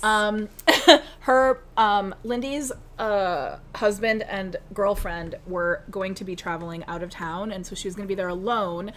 And if there's one thing Lindy and I love, it's a little bit of alone time together to do the things that we do. Aham was actually there part of the time, which was lovely. Roya was out east in New York doing art stuff. But Aham was there, which was nice for part of it. But then Aham left, and then it was only me, Lindy, and her little dog, her little son, Barry. Barreled saxofarreled. And yeah, so I love going to Seattle and going to the Olympic Peninsula, and I love going to Lindy's house. It's so beautiful. And I thought I would just do a little highlight reel of what we did. Not a reel, but tell you what we did. So I got there, and immediately Lindy brought me to a little grocery store called Goody's Mediterranean, in the neighborhood where her mom lives. And it's like one of those grocery store restaurant combinations. And we just had so much good Mediterranean food. Oh my God, it was delicious. From there, we went to Vientiane Market, which has these spicy Lao sausages that Aham makes for breakfast. Yeah. It has like those chilies that are so hot. You can't handle. Park would love it. We'll have them get it when we go in July, but they also had a sour Lao sausage. They're like handmade sausages like that they do at the market. So good. We had it for dinner that night, and we've had it like when I've gone there before. It's just so delicious. If you ever are able to get Laotian sausage like anywhere, get it, please. It's so good. We love I beg you. sausages here. We love sausage. Let's see. I wanted to share some of the things I got when I went to. There's a little town called Chimicum that has a farm stand. It's like in this valley, and there's a farm stand, and it's like the cutest little grocery store. And they have all these like little goods that I love. But this time I got a new mushroom coffee. My partner's a huge lover of mushroom coffee, and we have a specific brand that we like, but Vitality. this is from Sasquatch Mushroom Coffee, and it kind of has like a chocolatey taste to it. It has chicory, carob, that's probably where the chocolate taste comes from, roasted dandelion root, mucuna, coriander, chaga, reishi, lion's mane, turmeric, Siberian ginseng, and it is organic. Can I sniff it? Is it open? It is open, yeah. It's so delicious. If you're into mushroom coffee, I highly recommend it. Vitality Mushroom Coffee, it's called the Robust Mocha flavor, and it's really good. You can also add it to your coffee as a supplement. So, yeah. I love mushroom coffee because it's like, it kind of gives you a little bit of a smooth, caffeinated feel. Sometimes coffee is making me shaky lately. So, there's that. Another beverage that I got is in Port Townsend, we went to the Spice and Tea Exchange, and I am a lover of tea, as I think you all know. And I wanted to just get some fruity teas and herbal teas while I was there. The other one is gone because I drank it so quickly. There was a peach one that, oh my God, it had peach and carrots, and it was so sweet and good. I'm going to have Lindy probably get me more, and when we go back, I'm going to get more of it. But this one is a dragon fruit fusion herbal tea. It has pink dragon fruit, hibiscus, and pineapple. It's very tropical and like fruity, and it's so good. Gorgeous. Love that tea. Oh yeah, give it a sniff, babe. Yum. It smells so juicy, right? I should have made some. So juicy. I should have made some. The peach one I can't get out of my head, and I want to make so much iced tea from it because it smells so good. This smells like pineapple candies. Yeah. Yum. It's so good. I just got a sniff. Yeah, it smells so good. Okay. And then I wanted to talk about a lot of the time Lindy and I just spent at the cabin. They have this cabin, and it's like on a big bluff, and it's on a peninsula, and you can just sit in the cabin and look out these huge windows. And it's just gorgeous. Like, there's always eagles, and it's so beautiful and peaceful, and I love being there. But we did leave the house a couple of times, and one of the times was to go to Quilcene. Now, Quilcene is a nearby town. Lindy's lives probably half hour from Quilcene, but like where she lives is quite remote. But there's a little town called Quilcene, and there's lots of little cute things. Quilcene is, this whole area is like it's the lands of the Tawana people, which are like a group. That's the group name for like the Salish people who live in the, I guess, northern mid-Puget Sound area. So I want to acknowledge that. I think they're also known as the Skokomish people. So Quilcene means people of the saltwater, and it's like right on the sea, and it's like there's a little bay. Like it's so beautiful. We went to the Quilcene History Museum. Oh, cool. Where the lady who was working there was so nice. Like, took us like through and showed us everything, and like told us about all the exhibits. Like, we got our own personal tour of the Quilcene Museum, and it was really lovely, and I loved it. They had just restored also this home that's like on the property, and like told us all about the restoration and all that. She was great, and so funny. But I loved talking to her. We encountered a lot of what I like to call high quality NPCs. Yes.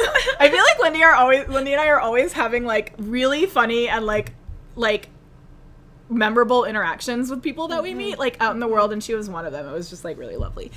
But yeah, we went to the Quilcene Museum, and then in Quilcene there's like a little cafe we went to, and then there's a coffee shop called Cat King Coffee that had just like filled with like beautiful screen prints, and like they had I'd already had coffee because we had breakfast, but they had a matcha drink that I am obsessed with. It was called the elderberry matcha tonic, and it had elderberry botanicals, matcha, and soda water. Ooh, It was so refreshing bubbly, and so good. right. I loved it. Yum. It was so good.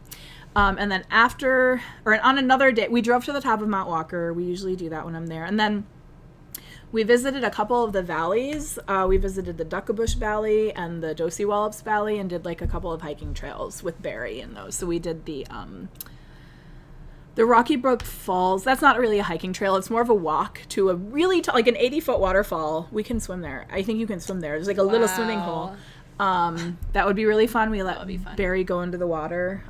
That one is, I don't think that one's in the national park, but then we went to Merhut Falls, which is a hike. It's probably I think it was, I want to say it was maybe a 2-mile hike or a 1.75 mile hike there and then back. So maybe like 3 miles, but it's uphill for part of it, but elevation gain is maybe only like 500, 600 feet. So it's not 500 feet, I want to say. It's not too bad, but it's enough that it's like, gets your heart going a little bit. And that's the nice part, because it's such a beautiful area that you don't actually have to go too high up to still just have the most magical views. And to hear water everywhere and just have it be so lush and green. Mm-hmm. Most of the other times I've been to Washington, it was in drought, and I don't think it's in drought this year. So, and it's a little earlier in the season, as everything is so lush and green like already. So that was really beautiful. I got to meet like Lindy's family friend Rob, who's this like mountain. I've heard so much about Rob. He like helped build the cabin. He helped add to the cabin that her family like has had there for a while. And he's like a mountain man who lives in the mountains. Amazing. And has just so many like stories. He had his house is basically a workshop with like a loft on top, but you walk in and I'm like, where's the house? And the bottom floor is just like a workshop. There's everything you can need for like woodwork, welding, like whatever. And then you go up the stairs and there's like beautifully appointed loft that's like he's made everything in it. It was a like woodworker, so it's like a beautifully well done and it's space. Right before you get into the national park is where the property is. So it's like tucked into the mountain. Before we got there, Lindy's like, have you seen Legends of the Fall? And I was like, have I seen Legends of the Fall? Ma'am. That was like my favorite movie growing up. Right up the melodrama, right up my alley. But she's like, so like the homestead reminds me of that. She said it's like tucked into the mountain. It's literally tucked, and there was this huge field and horses, and like it was just gorgeous. Like I'm really like speaking to you. Really, and you drive through, and you're getting there, and it's just this like grove of aspen trees. It was incredible, and it was gorgeous, and I loved talking to him and meeting his little dogs, and yeah, I just really enjoyed being in Washington. I love it there. Magical. It was magical. And I know it is magical because I have been, and it's magical. Yeah. We'll do those hikes again this summer. Yeah. The one, just the little dip, the Rocky Brook Falls one, which isn't in the park. It's like just, I think, it might be in the forest, in the national forest or right on the border, but you can definitely dip into the river, and we love to do that. What else? Oh. Gather on, children, and let me tell you the tale of how I went to Hayward this week. That's where I'm from. And specifically LCO, Lacoudere, the reservation. My brother and I did a little thing called land back, and we got a cabin on the reservation. However, we had to pay for it. I know, it's stupid. But we got a very small cabin on one of the lakes that I grew up on. And I was there. My brother can't go there yet. He lives in LA, so they weren't there for anything. So I went to set it up with my mom. And so it's on a lake. There's a little dock. You can fish off the dock.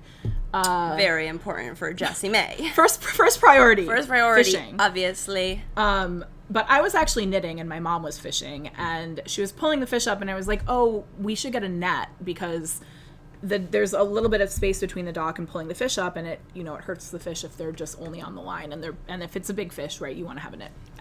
So I'm like, let me go get a fishing net. Let me go to get a fishing net. Now, my reservation doesn't have any towns. It has communities and villages, but there's no town. There's like there's a gas station. I would say there's probably only one gas station on the reservation and one store on the reservation, and the other gas station is on off-reservation trust land that is like owned by the tribe, but where the casino is. But that's like more towards town. But there's no like businesses really on the reservation. It's pretty, but there is a little store called the Log Cabin Store that actually my dad used to bring me to all the time when I was little. It's called the Log Cabin Store. It's called the Log Cabin Cute. Store. And we would go there. When I was a kid, this is going to show how old I am. Yeah. When I was a kid, they sold 1-cent candies. So like, we would go there and we would pick the 1-cent candies, and they sold like individual Little Debbies that were 25 cents. Oh yeah. Individual bags of Doritos that were 25 cents. The good old days. So it's just like a little like good store. And it used to have one gas pump. It had one gas pump. Yeah. And then it had all the snacks. But it is a little log cabin, and you will see it sometime when you come with me. But I was like, I'll go to the Log Cabin Store. Surely they'll have nets. And I think probably they would have. I mean, Hayward and LCO are known as like big fishing places. So there's a lot of like trophy fishing that happens there. Musky fish, we've probably already talked about. Musky capital of the world. And I mean, that's why my ancestors settled there, is like the rice beds and the fish, right? So it is a fishing place. I was like, surely they'll have a net here. I got there, they're closed. It might be seasonal. I don't know if they're like open this time of year. It's like in the summer, like hundreds of thousands of people. I feel like in the summer the population of the surrounding area is probably 100,000 of like tourists that like go there. But it wasn't open. And so I was like, okay, let me try the next place over, which is the LCO Quick Stop, the gas station. Go to the Quick Stop. Do you have a fishing net? No, we don't have a fishing net. Hold on. Is your mom still on My the mom dock is fishing on the dock. With the fish with on the the fish. line? No. Oh, My mom doesn't have a problem pulling up fish and taking them off the hook. You just thought for future fish, for like, myself, I want to have a net. I do not like to pull a fish up without a net, usually. I don't like distressing the fish. I was picturing your mom just like having the fish in the water with the line while you're on this adventure. Now I get it. Yes, it's for the future. Lindy likes to say, my mom is a female woodsman. Yes.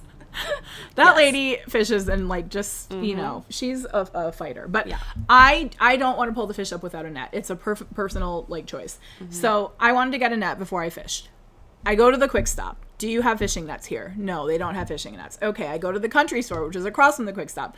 Do you have fishing nets here? No. These names are so perfect. Log Cabin, the Quick Stop, and the country store. No, we don't have them. Then I go to by the casino. There's a gas station. That's the bigger gas station because it's like on the highway and it's not quite on the reservation. It's a little off the reservation, more towards town. Do you have a fishing net here? No. And then I say, okay, because I wasn't really going to go much further. I was like, do you know of the nearest place that would have one? It was bizarre to me that I wasn't able to get a fishing net at any of these places. Yeah. And they're like, maybe across the street. And I'm like, what's across the street? I don't remember. There used to be another gas station across the street, and I didn't think there was like another store over there. And they're like, no, that over there. And I didn't realize there was a Dollar General in Hayward or on LCO. Yeah. I hate dollar stores. The vibes are just bad. I have like growing up poor trauma of like being surrounded by cheap shit. So I like don't, it just like unsettles me. I don't like going into a dollar store. It's a personal thing. But I swallowed my, feelings and I said, let me armor up. Let me armor up and just go into the dollar store and see if they have a net. Like that's what the dollar store is there for. You go into the dollar store. They do not have a net. I exit the dollar store. I step off the curb to get to my car. Dollar store. It was the dollar store. Okay.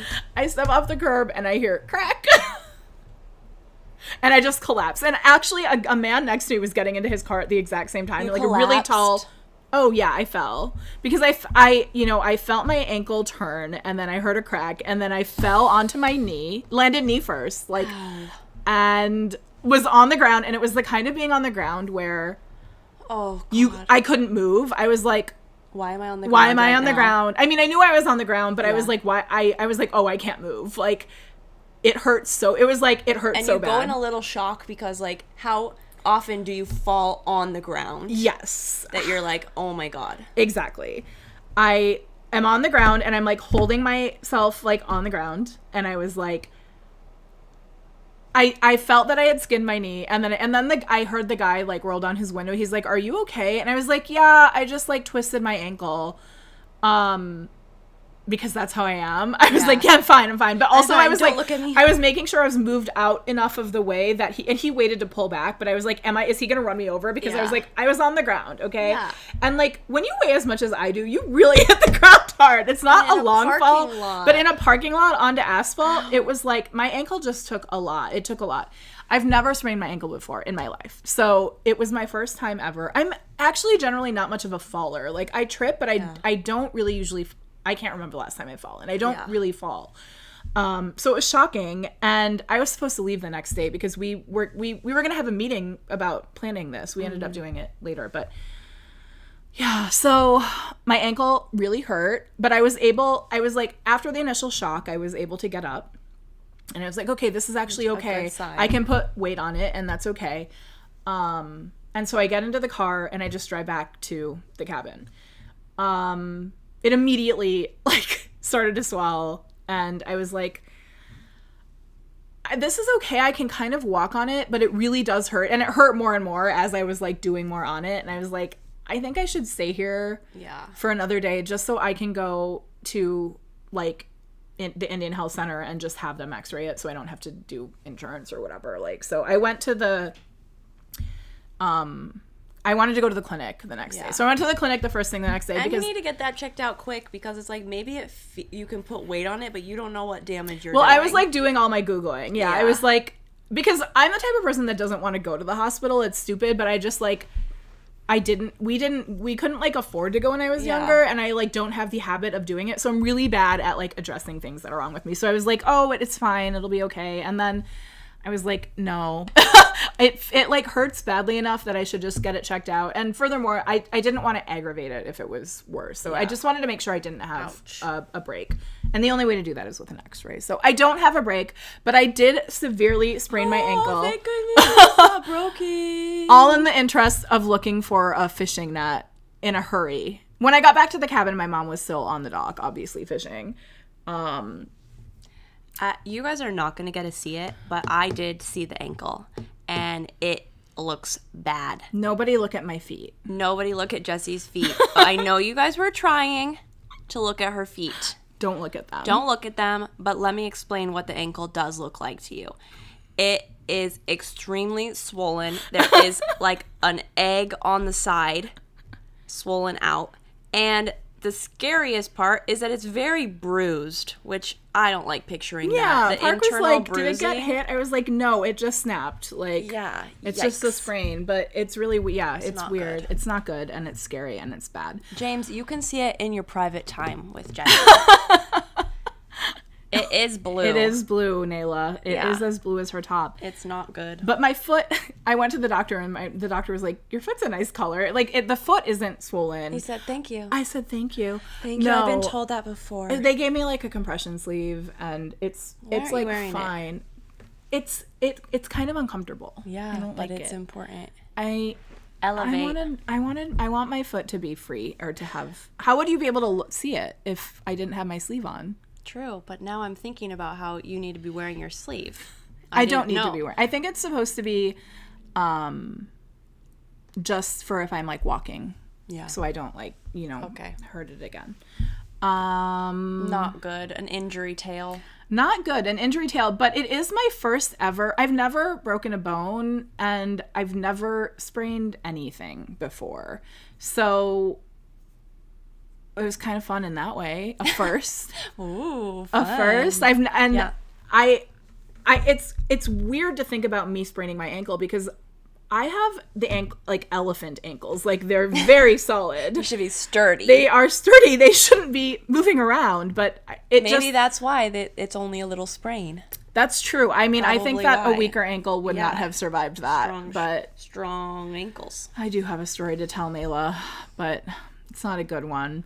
Anyway, if I seem off, it's because of my ankle. If I seem particularly on, it's also because of my ankle. Yeah, she's been through the ringer. I'm doing this without any medication, not even ibuprofen. Is it throbbing? No. Oh, phew. It feels fine. It feels much better, actually, than it did in the earlier 2 days. I wanted to make sure it wasn't. If you have a break, you don't want to be walking on it. No, that's horrible. That would be very scary. Anyway. But then when you think something is broken and they x-ray it and it's not, you kind of feel like... Yeah, you're kind of like, sorry. Oh, oops. Oopsies. I didn't think it was broken. I thought it wasn't broken, but I just wanted to make sure. Yeah. I didn't want to be using... Because I was going to use it. extensively. We hadn't unpacked anything or done anything in the cabin yet. Yeah, So it would have been yeah. really bad. Okay, healing thoughts to Jessie's ankle, everybody. Ooh. I thought that part, I saved that for the show because I thought she would like that. It all happened because I was looking for a fishing net, which is a classic me. Pisces thing to stellium, do. anyone? Mm-hmm. Okay. Well, my stuff is also beginning this with Gemini season being evil, which I attribute Jessie's ankle roll to the sinister energy of Gemini season, which is in the air. I don't think that it's every season. I've had many No. Gemini seasons where I've been so excited. It's been so fun. But this one just feels like the fun parts of Gemini just are at the wrong time and in the wrong way. And everything just feels like it's going a little wrong and it's a little bit not fun in a way it should be. My resident astrologer, Maya, said that we should be feeling some relief around June 8th. I can't remember exactly why, but it has something to do with Cancer moving into something or other. I'm so sorry, I'm Maya. happy to blame Cancer. But it's something like that. This is the first time in my entire life I have been craving Cancer season over Gemini season. I've been like, Gemini season, you're done. Put you in a timeout. Let's move on to the crabby waters of Cancer. That is an odd craving for you. I know, it's ma'am. very rare. But my little things that have been happening, besides like just, it's truly been like every plan has been a little bit of a kerfuffle. Like there's just been things going wrong, like little things, nothing dire or anything like that. But it's been just like where everything is just annoying enough. Also, just having to work too hard and like things, the scheduling being wrong of everything. But I knew that it was truly evil when I woke up on my birthday with a swollen eye. It was like almost swollen shut when I first woke up. It was very scary. I was like, what's going on? I do think it was like makeup or like grit that just got under my eyelid and puffed it up really hard. But it was like super swollen and very annoying. And then I'm a headache girly, and I've been having so many headaches, which I attribute to kind of the weather. But also maybe a curse. Wildfire smoke. And the wildfire smoke. I will say another curse thing about going to Hayward is that my allergies have never been that bad. I was blowing my nose so much that it like completely crusted over in the grossest way possible. It was horrible. Yeah. And something in the air. My eyes were awful. Like Not good. It's nuts. The air quality has been horrible lately. So. I was just like, does Gemini season want to fight? Because I'm ready. My stellium is coming for you. I mean, you're Twin fighting twin. You're fighting it by wishing for Cancer season. Yeah, I am. I'm ready. Yeah. Mid-June. Let's fast forward to it. Anyway. Okay. We're going to do something a little unorthodox here, which is go off script. There was something that appeared in our little script, which was very exciting. Last time it was Miss Jessie's mystery bag of treats or something. This time appeared Jessie's super secret sack of snacks. Mainly because we're going to get a little hungry. We did have some meat sticks before. We pre-gamed with the meat stick. Okay. No cheating. Oh, sorry. How do I do it? I think there's only two things, so here. No, you're not supposed to see the ugly back. Okay. Just put your hand in and choose one first. Yes! Ooh! Have you had this flavor? No. Jerky. Jessie knows I love jerky. One of my top favorite foods. Duos. 2 flavors, 1 bag. What are the 2 flavors? Mango. Yum. Yum. Jalapeno. Feed your sweet side. Feed your spicy side. Those are the sides that Park loves to feed. Mm-hmm. And I will say, Jack Links is a local. What? I mean, it's nationwide, but I think it started in Minong, Wisconsin, which is just north of Hayward. Oh, you're right. It's a Wisconsin institution. Thank you, Jack. Ooh, that smell. Whoa! Whoa! Whoa, doggy. That hit me. Whoa, hello, jalapeno. So One's gonna be mango, one's gonna be jalapeno. Here, can I have this one? I want to see. I don't know what it is yet. Neither. Mango. It's a little sweet, maybe? I think you can taste a little jalapeno because it was sitting next to one. Oh, it maybe is jalapeno at the end, but it's a very sweet It is jalapeno. a sweet jalapeno. Does that one taste different? That one's maybe jalapeno.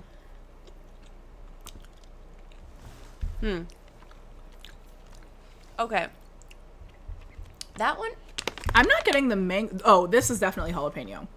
I think I just got a jalapeno one too. But is yours spicy or is it just kind of the sweet part of a jalapeno?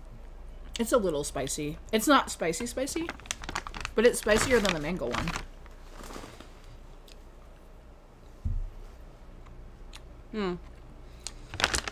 Jack Links, this is what we have to say. You talked a big game. You open the bag. Big ol' mango, big ol' jalapeno. Very fun, very exciting. The jerky obviously is good, but we are not getting enough mango and we're not getting enough jalapeno for that. However, will I eat this entire bag and is it delicious? Or will I eat this entire bag? Exactly. Of course we Yes, will. we will. It's delicious jerky, so that's just what it is. It's just talking a big game and it's not living up to the hype. I will say that I also purchased this at the general store in Brennan. I got one that was, one side was buffalo and the other was ranch. Ooh. It was good, but it was chicken jerky. It was good, but again, it wasn't Similar, really giving not so enough much flavor. It's hard to get over the flavor of the jerky is Yes. the thing. It's hard, like that dill jerky for Christmas. Oh yeah, that. But I would get this again. But I'm Me not too. I'm not really tasting both. It's very like a very subtle flavor, but you couldn't really put your nose It's a whisper on, like, of say mango what it is. and a whisper of jalapeno. Yeah. And you get a whisper of the jalapeno. A whisper like this. Like that's it. Not like Not a yeah, not like this. It's like this. Yeah. Still delicious. I like it. Okay. I like it. I But want more. we keep things honest here, and that's our honest review. It's true. Okay, I think there's only one more. Oh yeah. Are you familiar with this brand? No. Well, I've seen it before. Okay. Old Dutch. Well, let me Spicy tell you. dill pickle. That Old Dutch is like the brand that when I was growing up in the olden days, Old Dutch is the brand that's St. like Paul, Minnesota. yeah, the kind it's Midwesternly, or at least in Minnesota and Wisconsin, it's the brand that's in every gas station and every little store. Yeah. They distribute everywhere. And it's like a very classic, I would say, Midwestern Yeah. brand to have on the shelf. But I haven't seen this flavor before.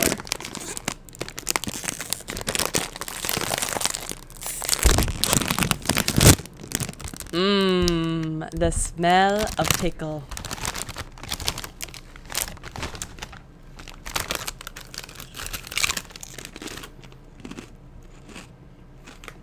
Yum. That is a perfect pickle chip. That is a perfect pickle chip. Perfect. Ooh, I love the spicy. Especially at the end. This is where pickle products go a little. They just don't hit 100%. It's at the end. They overdo the pickle. They like punch your tongue with pickle taste, which is good at the beginning, but the aftertaste, they like punch it even harder. These are perfect. Big pickle flavor. Spicy. Then it lets off like this. Foot off the gas right at the end so that you can eat the whole bag. Oh, my little cousin is here. She says my mom has those stacked for when she goes back home. Cute. Oh my god. These are so good. The ruffle version is also delicious. This is coming from a park pickle girl who has ranked many a pickle chip. These are taking the cake for me so far. The thickness of the chip too, the ruffle, the baked like aspect. These are so good. These are so good. Old Dutch, you've Old done Dutch, it. Sponsor Dan us. Poppin says, typical Old Dutch win. They're so good.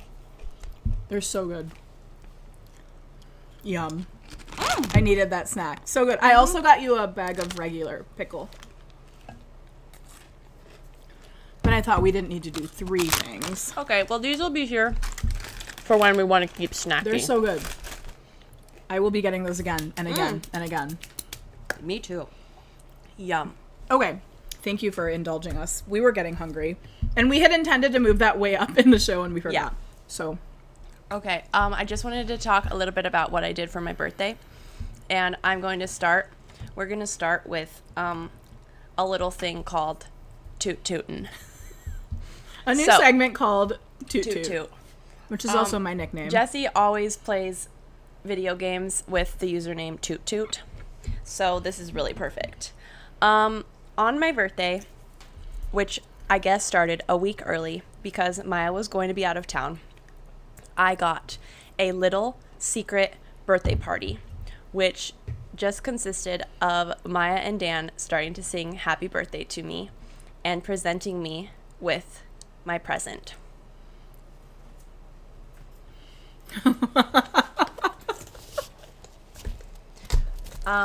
Let me give a little backstory, which is Dan is Dan Poppin, the maker of our waiting room music, esteemed musician, Jeff Award-winning sound designer, and a best friend of mine for probably 11 years Well now. known for being tall, having long hair, and being beautiful. Being as well. beautiful, being tall, having long hair, knowing every Pokemon. We played a game where I was testing them on, first of all, it was new generation Pokemon, and it only showed the silhouette of the Pokemon. Dan got every single one right. I was floored. It was not multiple choice. It was nothing like that, and every single Pokemon was done correctly. Anyway, my present was given to me. Now, Dan, Maya, and Maya are both fellow thespians, as am I. And we like to make little plays together. And we've gotten out of it big time, but we're starting to be like, oh, we need to start making plays again.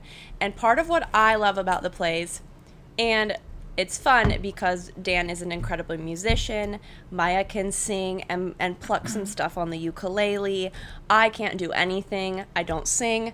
I don't play instruments. But Dan is very encouraging and is like, you know what? Anyone can be a musician. So we were just playing around, and Dan said, why don't you start toot-tootin' on this instrument? And it was a melodica. And I started to be like, wait, do I love this instrument? Because I did play a little piano as a kid, so it has that aspect to it. There is something, it's so hard because you have to blow the whole time you're playing. But there was something about like, just being like that. And wait till you see. So I said, wait, do I love this instrument? And then for my birthday, I was gifted a hot pink case and a pink melodica. I opened it An incredible and I gift. screamed. Oops. Are you kidding me? Is that so perfect or what? So, let me show you the coolest parts about this. Number one, you can take it out. Oh, of course it was wrapped with a doll arm. That's a Maya calling card. Is going to have some portion of a creepy doll. So, you can either have this mouthpiece go here. There's a little hand strap. Everybody, you're going to need to turn your volume way down. Way down. One thing about a melodica, it's not subtle. Okay, but then I really love the tube that you also can blow into because you can put it on the table and do this. Oh, yeah. I'm still working on... welcome to the bass playing boyfriends. The toot toot section is really taking off, everybody. I really like the chord because it's just a little bit more fun, but I think you should use the cord. Okay, I will. It's also dorkier, which is Make better. sure that you have your volume down because I want you to know I do not know how to play this. And I just started doing this.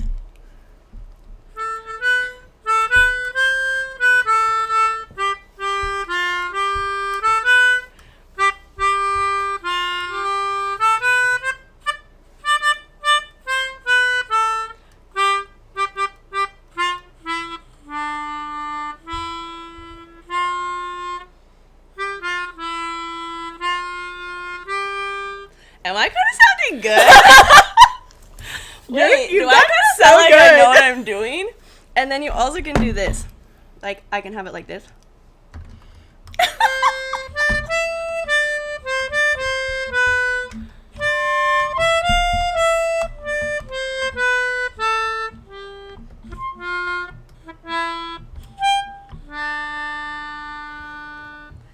It's one of those instruments where loud. They're gonna know when you entered the jam. But kind of fun. So this was a very exciting birthday present. We did want to expand onto the toot toot section. Because a little toot toot over here also has a recorder. I believe that I have a Yamaha Alto Baroque recorder. This is something that James N. Watts suggested I got because I do want to learn how to play it. However, I am not musically gifted. And I am. You just heard what I did. I don't know how to sing.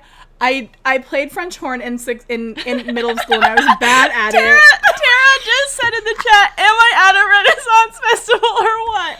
We have the titties and we have the instruments. If the titties and the instruments fit, you must not Sit. acquit us of being in a Renaissance festival.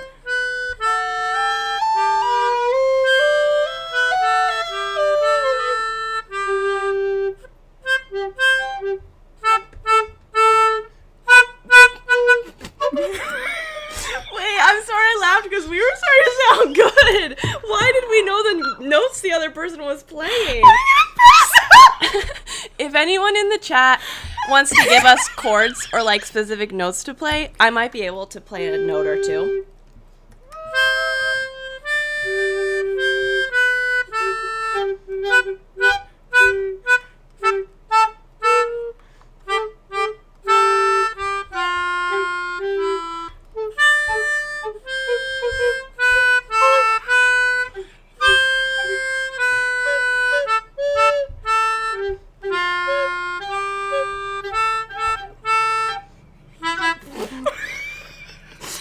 Jessie, I'm sorry to say, the chat is loving it. The chat loves it. They want it to be part of every show. I actually do feel like I'm gonna pass out. I don't think I can do this. That's what I was saying to Maya and Dan. I was like, I don't know if I can act, like, if this is gonna be in like a play that we my start God. doing, how will I ever do this? It's like I have to have so much breath power. Our song sounds like a sea shanty. Should we write a sea shanty? Okay, wait. gonna I have a new goal. Yeah, let's have Dan a and song. James compose a sea shanty for us to perform on Knit Nat Chit Chat. Mm-hmm.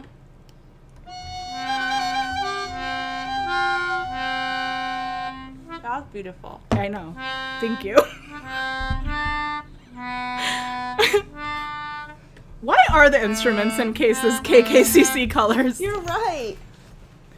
I was really excited about my case. It is something to think about, that's for sure.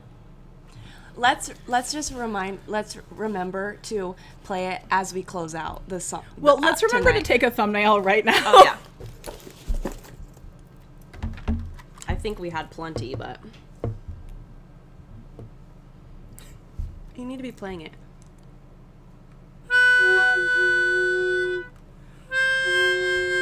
Let's make space between us like Caden likes.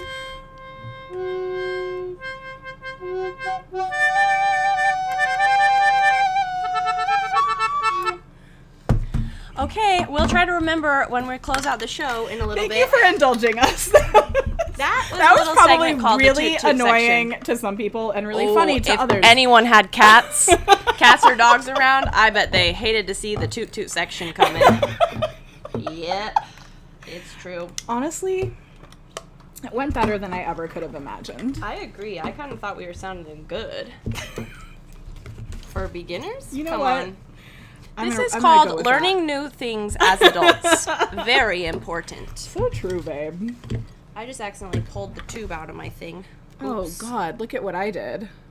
We're get lipstick. Lipstick pilled. Oh no. I'll fix Here, this I'm later. gonna wash this, so I'll just put it over here. Well, you need to keep it close enough because we might have to play out our closing music. Oh yeah, I forgot. Okay. So that was very fun. Thank you, Toot Toot. Thank you to my Toot Toot. And Wait, thank you we to do you need all. to learn the waiting room song. You're right. Do, do, do, do, do, do, do, do. That would be fun. Okay, Oof, so more little. This I forgot to bring, but I'll talk about that another time. Okay. What else I did for my birthday? The day before my birthday, everyone in the Knat will already know that I have had a newfound basketball obsession, love. You know that. So what my boyfriend did is be very supportive of my girlfriends, aka Paige and Azzy. Wait, stop. And he got me That is a Paisy shirt. Okay, so we have Azzy Fudd and we have Paige Beckers. What makes this so Here, fun? let's get their beauty. What makes this so fun is that this was a Slam cover, a sports magazine Slam from 2022. Okay? So this is before Paige had entered the WNBA. This is before, the AZ draft table. For those of you that don't know the lore, you have to go back to the other Knit sections, episodes to watch. But for those that are keeping up, there have been huge developments once again. People really do think a hard launch happened through a TikTok trend, which is that they did the thing where there's this trend going around where one person goes, they're at dinner, one person goes, oh, how much was it? And then the person paying goes, $200. And the person not paying goes, oh, that's not bad. And the person paying goes, I'm the one paying. How dare you? And many couples did that trend, like WNBA couples and other basketball couples. And then Paige and AZ did the trend. And people were like, okay. And AZ's still wearing her Paige necklace. Anyway, so people consider that a hard launch. I do not consider that a hard launch because you don't have to question if it's a hard launch or not when it is a hard launch. So anyway, all that to say, my boyfriend really supports my girlfriends. Paige and AZ. Oh my God, I love it. And even more so, he got us tickets to a WNBA. That is so fun. So we Kaden. went on May 29th. We went and saw Paige play the Chicago Sky. So it was the Dallas Wings. That's who Paige plays for. Oh my God. We got to see Angel Reese for the Chicago Sky. So amazing. The Bayou Barbie. Yay. Come on. Paige was playing. We got to see Courtney Vandersloot, who at the game we were at, she scored to re-win her record of most points for the Chicago Sky, and she won it from her wife. So her wife took the record from her, and then she beat her wife again. Amazing. Love it. Sexy, honestly. Sexy. Woo. And what else? The WNBA game was, we got to see Camila Cardoso. Very iconic players that were very fun. The WNBA game really was making Caden and me laugh because he put it so perfectly. The vibe was like there's a hype man that is like hyping you up constantly. There's music blasting. Mm-hmm. Caden described it as like the audience, we all were treated like toddlers on the brink of a tantrum. Where like the parents have to pull out every stop to distract you from crying. So it would be like, look over here, look over here. Are you guys having fun? Let's sing this song. Let's do this one. Blah, blah, blah. It was so funny. But just to give you guys an example of what the vibes were like, we had so much fun, and we definitely left the game being like, uh-oh, we're going to need to come to, like, every single game because there's so many players that we want to see play. It also was the first Chicago Sky game that they won this season, so maybe we're good luck. Just saying. But they did this thing where it was like the game that we were at was for cancer survivors. I think specifically breast cancer survivors. It was like people were wearing pink, and it was like we are honoring survivors, and everybody got signs that say like I play for, and then you put like someone's name or something. And they have this video of the players, and Courtney Vandersloot is like, I play for my mom, like she's watching down on us, like she would be so proud of us. And it's like, okay, and we're all like clapping like, okay, that's beautiful. And then like the hype man comes on, and he's like, okay, it's time for the limbo, everybody come on out. And you're like, what? You just played this video of the players like speaking about very touching and personal things. No breath, no beat, no nothing, just we're now limboing, let's everybody get into the limbo. And you're like, can we not have like 1 second to breathe? No, we could not. As you were talking about that, I was reading I Play For Limbo Time and almost laughing. You're like, what's This is going I on? Play For ... Limbo Time. That is really so what it was like. I also am about to say something very controversial. Don't cancel me for this. Please don't cancel me for this. The new Chicago Sky mascot is called Sky the Lioness. And when I saw photos, I was like, okay, she's cute, she's fun. It's very clear that they were really trying to copy the Liberty mascot, Ellie the elephant, who was very iconic, very Brooklyn.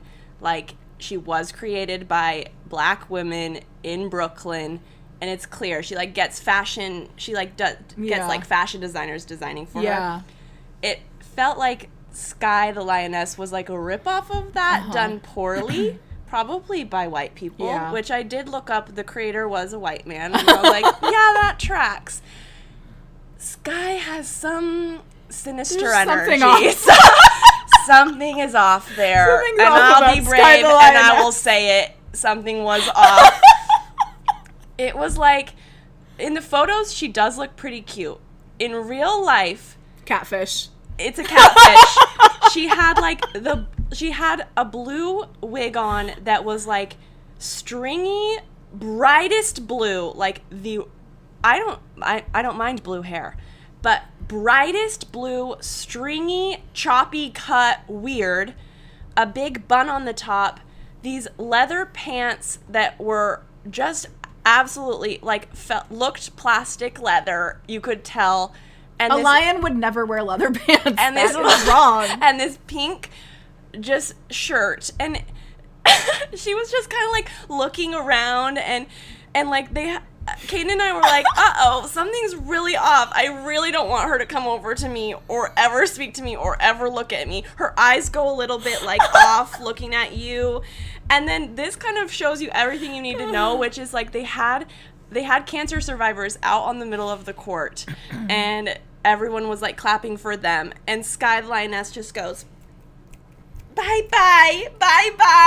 An awkward, like how a 1-year-old waves. Yeah, it was like, bye. And it was like right after, you're like, oh, just something not endearing about her. And I was like, that's unfortunate, because shouldn't she just be like a cute lion? How hard would it be energy? to make a cute Sky the Lioness? Something a little off. I feel brave admitting it. There's nothing worse than an awkward mascot. They should have, here's what they should do. They should have the person in the mascot costume doing the announcing, and they should have the announcer in the mascot costume. True. Because that announcer would be doing 75 push-ups So then, as Sky the Lioness. Then Kaden and I were watching Survivor, and Kaden said, Sue from Survivor, the Boston Rob Amber season, he said, it feels like Sue was inside of Sky the Lioness. And that should tell you everything you need to know. Oh, it's so true, man. Oh, man. Yeah, it was just kind of like, I got embarrassed, because I was like, We can That's just do our own humiliating. I thing. We hate don't need it. to try to be Ellie the elephant. She's perfect, No. and she also has like the money to be doing what she's doing. And Sky felt very thrown together, and I just felt a little embarrassed. That's embarrassing. That's why. I was like, oh no. Anyway, I mean, that's like me yeah, when somebody starts singing unannounced.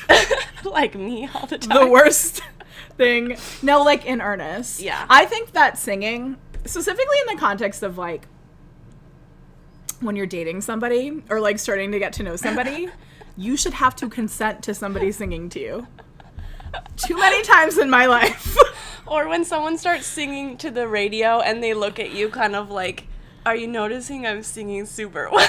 Oh, that's never happened to me. I've only had the misfortune of having people who I'm like have a dating relationship with just like start singing for no reason, which It's not the way to Jessie's heart. no. Now we know. Yeah. You should have to ask permission for that. Yeah. But anyway, that vibe. The vibe. It's the being a mascot is hard enough, okay? Yeah, and it was Like you should be highly qualified. and I just don't like how they tried to make her cool, but clearly Wait, it's I just thought about not something so terrible. uncool. What? What if the person who is in the mascot costume is watching right now? Sorry. You need to work on your charisma.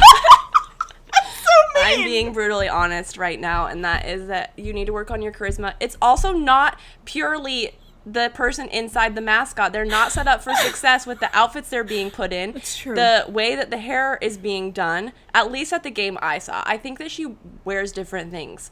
But I was But just if you like, don't feel beautiful, you're not going to Yeah. perform to your fullest potential. And if Exactly. you're stepping into a low tier costume, yeah, it just was unfortunate. So there was, because I couldn't let it go, there was one person on Twitter who is kind of has certified herself as Sky the Lioness's number one enemy. And I felt very validated by her takes. so there's already like She kept, there's not much. So that's Okay. why I felt like scared to even come out Okay. and say, I do not like Sky the Lioness. Because I don't know.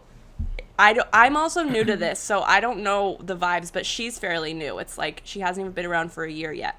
But there is one enemy on Twitter, and her tweets about it were so funny. She kept saying things like, don't think I've forgotten about Sky the Lioness.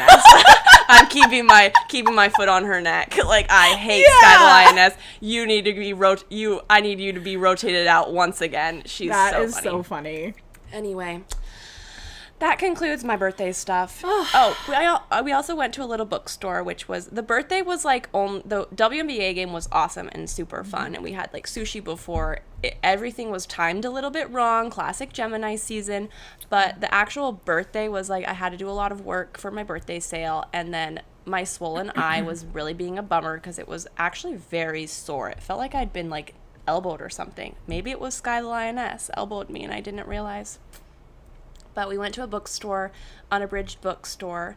It was awesome, and I got Kaden, the new, not super new, but I got Kaden the Book of More Delights by Ross Gay. Yes, I buy Kaden a present on my birthday. I'm just That's just so the kind nice. of girl she is. That's just the kind of girl I am. And then I got Martyr, where did I put it? Oh, this is Jessie's copy because I got the paperback version. But by Kava Akbar, Martyr. You've probably seen this around because it's a very iconic cover and it's very popular. Kava is an incredible poet Yes. from Columbus, I think. So I'm excited to read that. It's not quite on my list right now, but it's going to come soon. I was really just feeling like to counteract the Gemini season. I was like, all I want to do for my birthday is go to a bookstore and get some new little books. And that's exactly what I did. He lives in Iowa City. I'm not sure if he's from Columbus. That was a lie. Definitely Midwest something. Yes, that is that. That's my birthday, everybody. And now it's over. Happy birthday. Thanks. I'm okay with it being over. I said, you know what? Yeah, it was a little Hopefully, bit cursed. another one next year. We hope. We hope. Fate's willing. There will be another. Inshallah. Although with the way the world is going, Who knows? who knows? Mm-hmm. Okay, let's see here. Oh, yes. Are, Let's Is just this- go to... okay. Should we go to books next? Because I already started talking about books. Let's go to books. Okay. What I wanted to say, I think I said I was starting this last time. I Who Have Never Known Men. Now, this book was so good. This book, I immediately finished it and I was like, okay, I immediately thought of James. I immediately thought of Caden. I knew I was already going to recommend it to you. There is something very Aquarian about the book. Mm-hmm. I don't know what it is exactly. There's a lot of things. But I absolutely loved it. It was like one of those books that I was talking to Maya about it. It felt like you're like changed by it. And then you kind of have to like stop for a second and be like, whoa, what did I just read? There's no chapters in it. So it kind of feels like you're reading like I don't know, you like kind of go in like a trance. Yeah. And it's like, it was written, I think, in the 70s, and it still feels like today. It feels like, I don't know. It was one of those books where I was like, I just love it. And you're going to leave it here so I can read it? unfortunately, Caden's reading it right now. And he's almost done. He's going to be done soon. Because I was kind of like, I need you to read this book right now. I can't even put words to it. You know, when one of those books where you just finish and you go, whoa, I feel changed by this book, but I don't even know how. And there's something kind of like you've been put under a little magical spell. I don't want to like overhype it, but I also am like, no, this was a good book and I recommend it. It's interesting. It's not interesting that you bring that up, but I will say that that book is really popular on Book Talk. People at least in my part of the algorithm, people recommend it a lot.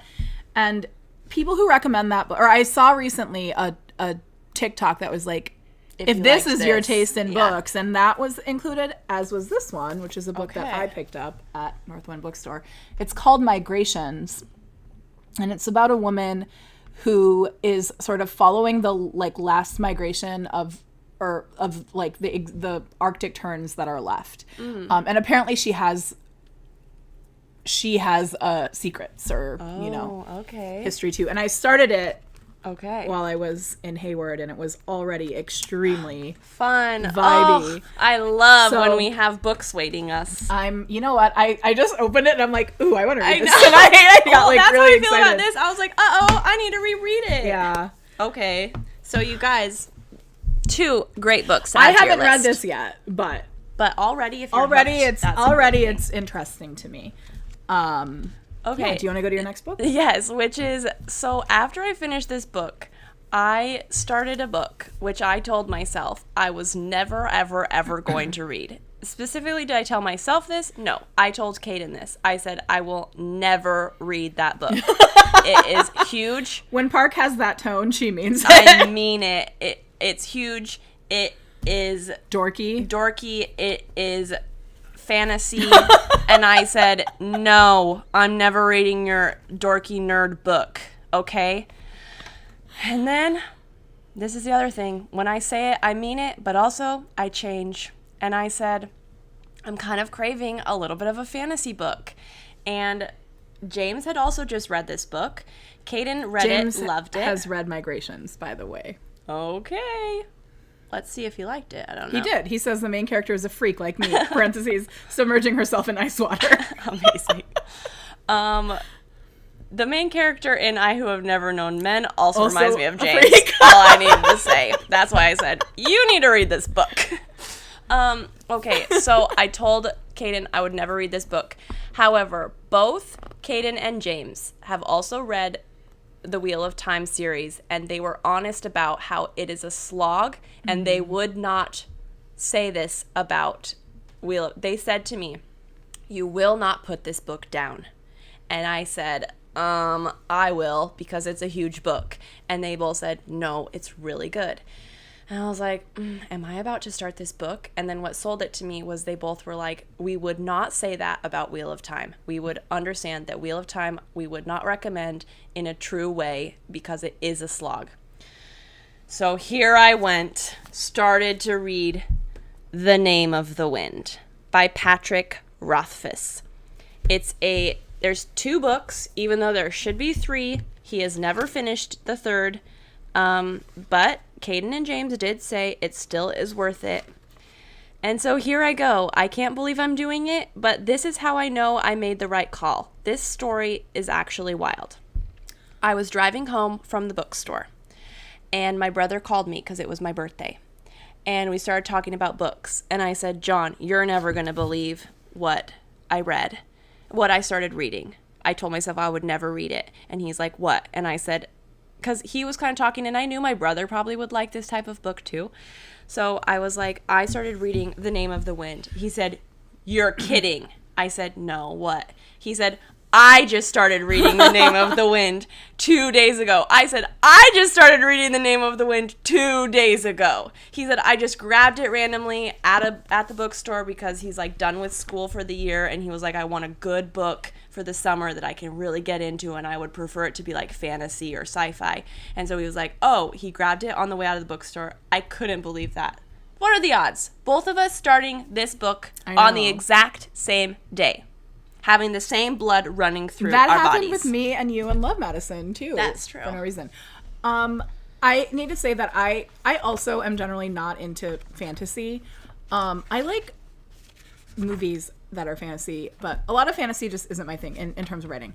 But I feel like Lindy loves this book also, and I think she recommended it to James maybe last time when we were there. And so I've heard many good things about this book. It is renowned as one of the best. I just read the first page, and I want to read it now. I know. His writing is really good. The writing so far, is good, and it is fun. Also, I was so intimidated by the size, but the words are actually kind of big. So I think it's going to go fast, especially if people say that they can't put it down. Yeah. Word on the street. So that's what I'm reading, everybody. Oh, that's what I'll be reading soon enough. True. I got another book. These are all from Northwind Bookstore in Spooner, Wisconsin. Ancestral home of my people. I mean, not exactly, but the Ojibwe people were all over northern Wisconsin, and we didn't know anything called a town. Okay, so this is a book by a Native author named Amanda Peters. She is Micmac, and well, I guess her bio says she's Micmac and settler, which many of us are. Not Micmac and settler, but many of us do have settler ancestry also. And this sort of follows the story of a Native kid who disappears, and I think is taken probably by a white family, and I think follows the story of her finding her way back to her Native family. That is what I gather from it. And I just think that I know the cover is so beautiful. Beautiful. And before I even knew this was a book by a Native author, the first time I ever saw it in a bookstore, I picked it up because in where I grew up, this might be true everywhere where there's like a tourist industry.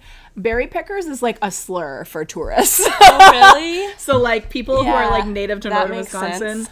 Actually, it's not like native people, but like, you know, white people who live there.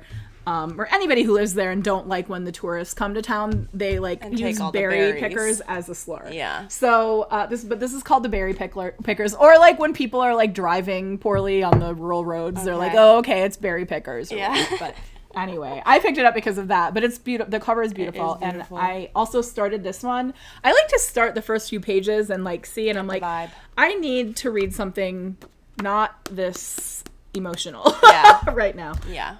Too sensitive right now. Yeah. So instead I'm reading Migrations. This.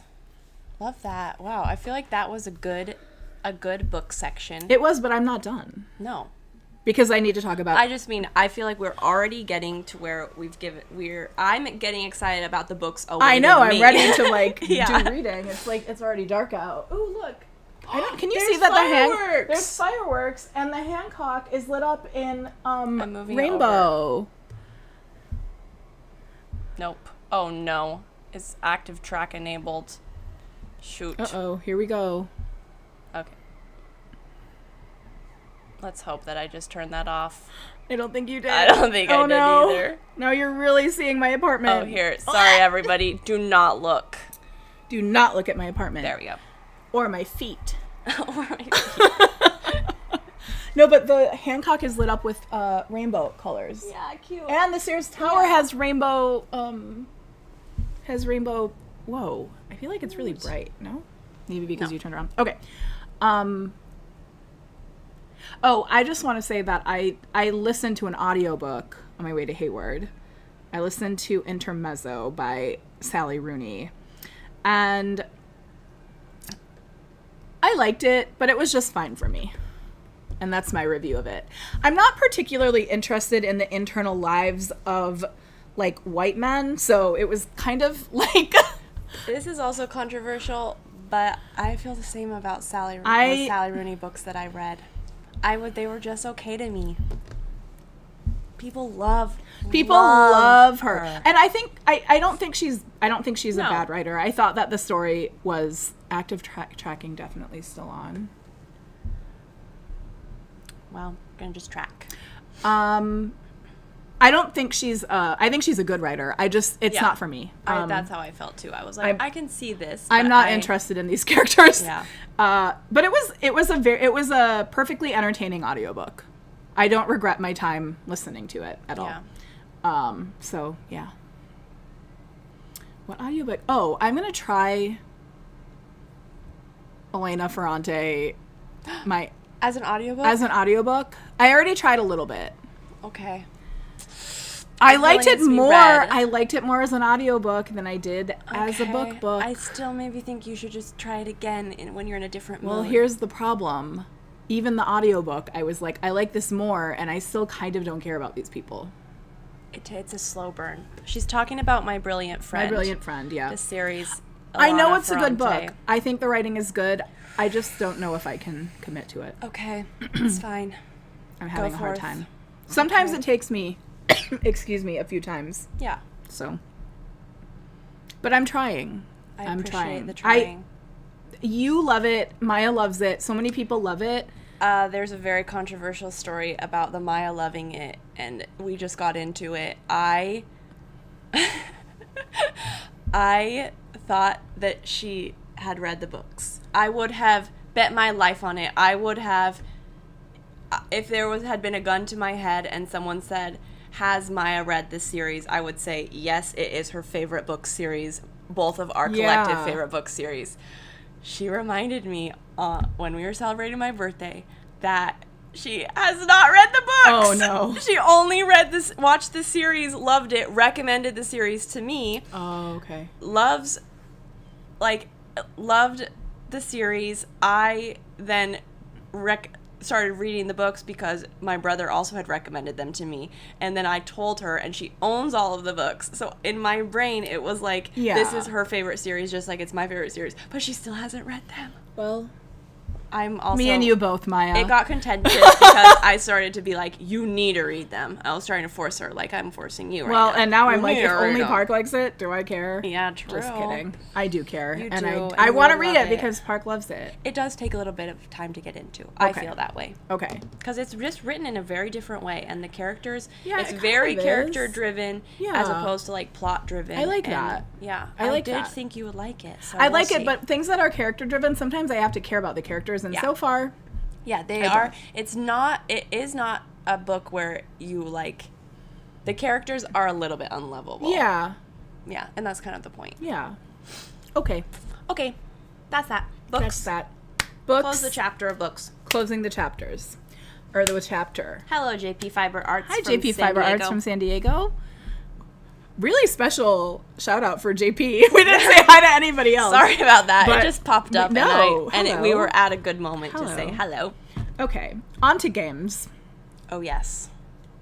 I have some things I would like to talk about. The first is I ordered some new playing cards. There is this company called Joku Playing Cards, and they are based in Italy, I think. And I have been coveting this set called Onda for the longest time. Can you see this? It is like blue foil. So pretty.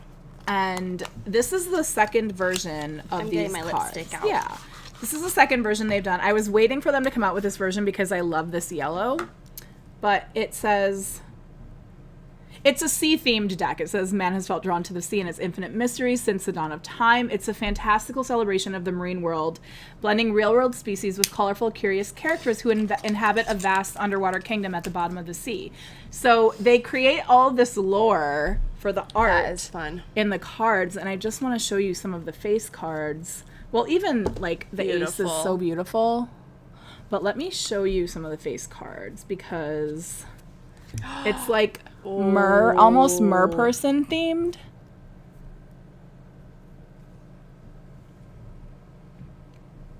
Pretty. And then, like... That is so pretty. And these are just the spades. Like, look at this one. Gorgeous. They're so pretty. Colorful, too. I know. And then, like... Ugh. I don't know. I just think that they're beautiful.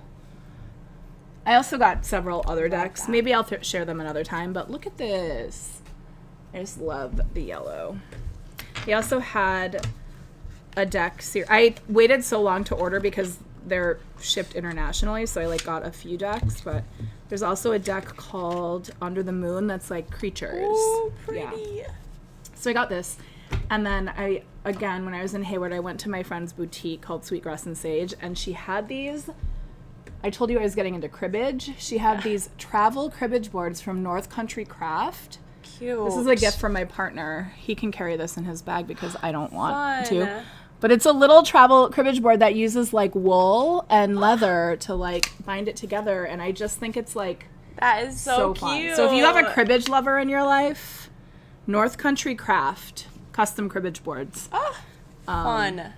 Yeah, that's what I have. That's a great one. Yeah. In my game world, I have got, this is a really Maya and Dan heavy Knit Knat Chit Chat because Dan re-inspired me to open up on my Switch Pokemon Arceus, which I started playing in 2022. I think that's when it came out. And I got really far, but Dan was like, I was like, Dan, you finished it, right? And they were like, yeah. And they said, even the whole Pokedex. And I was like, wait a second. I feel like that's something that's right up my alley, which is to make sure that I cross off all the boxes and make sure I get all of the Pokemon to complete my Pokedex. So I haven't had a lot of time to play this past week, but I have been playing a lot this past month, and I'm getting very far. I did beat the like main storyline of the game, but I still have to complete the Pokedex, and then I have I think there's like other secret story things that come after that. But wow, it's been fun. I love catching my little Pokemon. I love when you're back into a game. I also love being back into my game.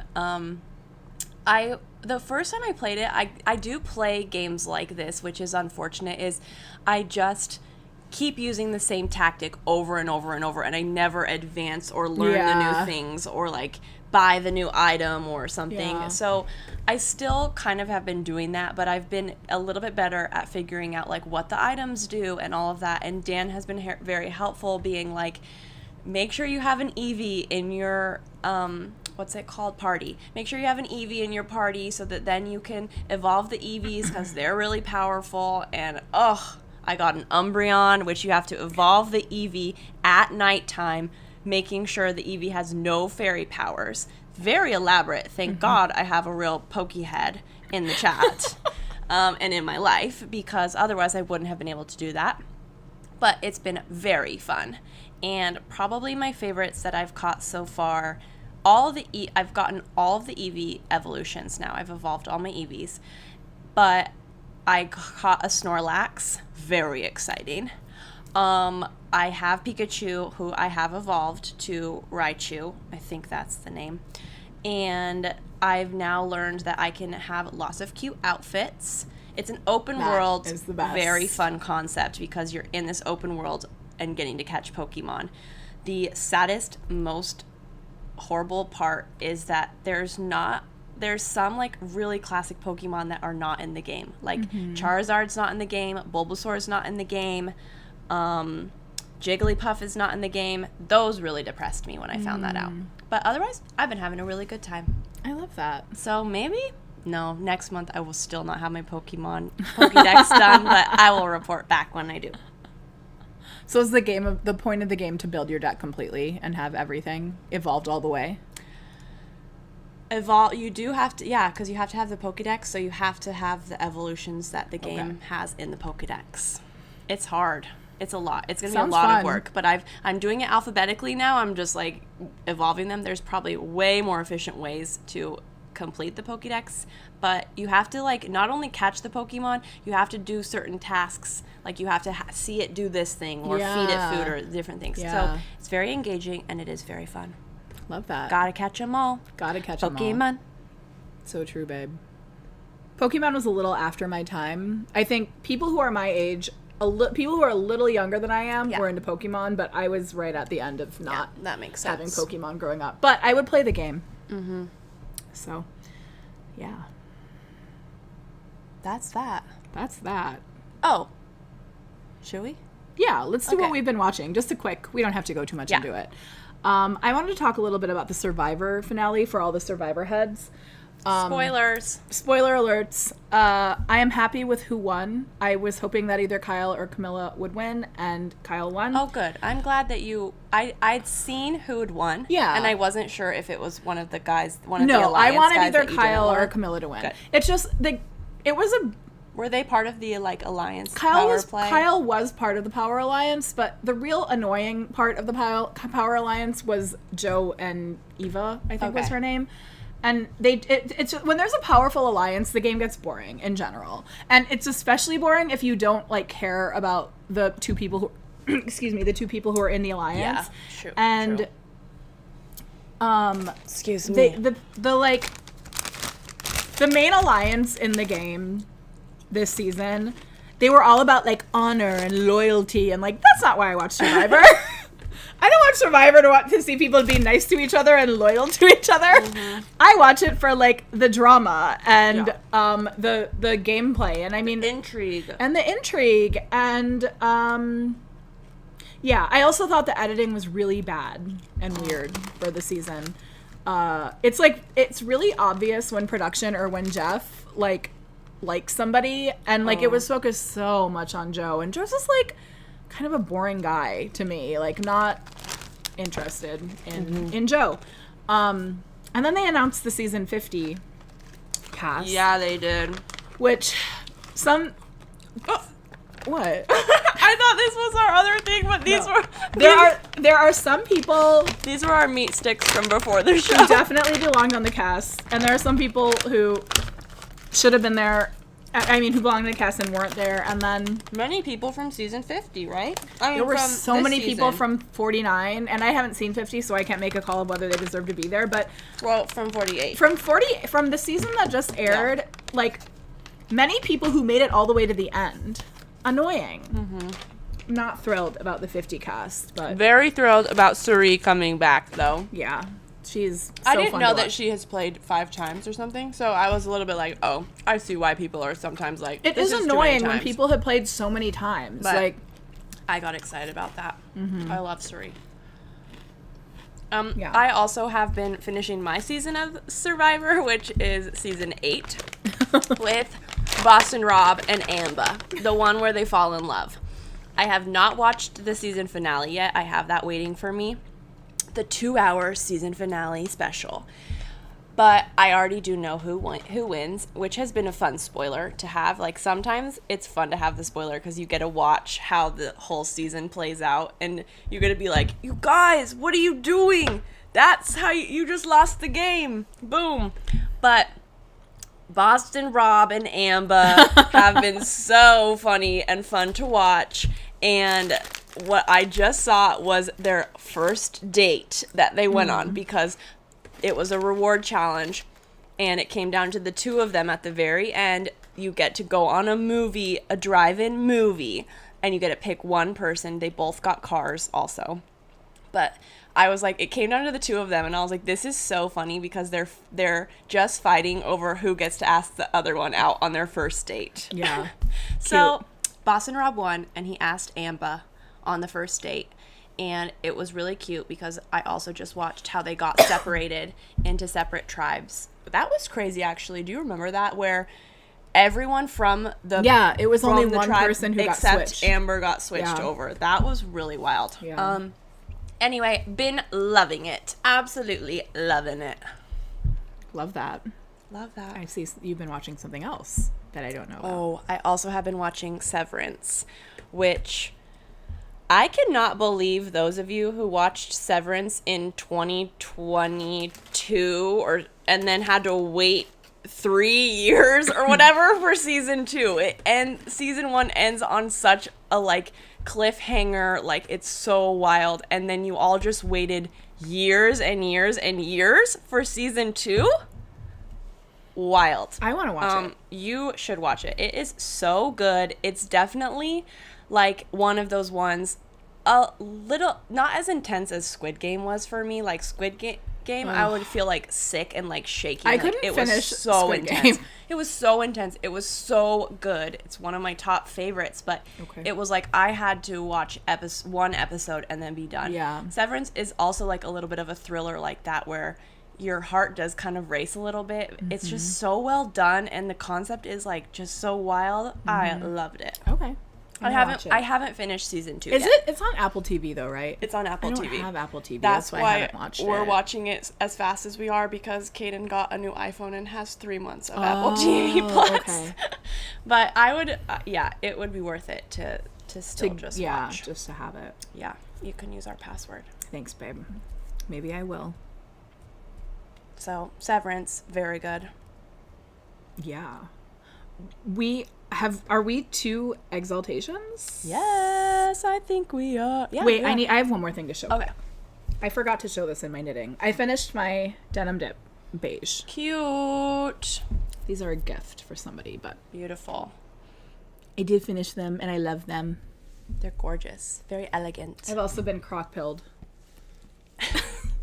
This is something so perverted about Jessie. She One loves the One of many things. classic thong shoe, where it is just that thong between your What can I toes. say? I like a little stimulation. She has those are like her hiking sandals. Are those a little flip? To be fair, if you Google the best hiking sandals, it's this brand of sandals. Yeah. So But most people wouldn't pick that one, but you love that little thing between your toes. I have a little something called really, really thin, like delicate skin that straps rub on and hurt. But you like it between your toes. No, but it doesn't hurt there. I think it's perverted. I have special skin between my toes.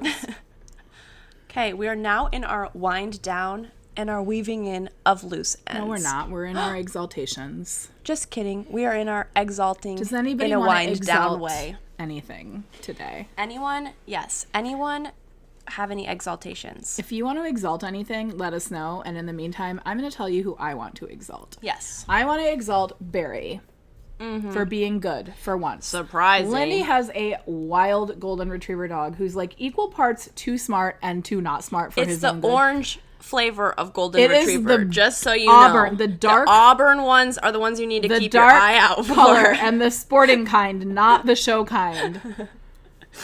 He gets a look in his eye. And he specifically has it out for he bullies me sometimes. And he really bullies Lindy because she lets him get away with anything. But he was really good this time, and I think it's because Aham was there part of the time. But I want to exalt Barry for being a good boy.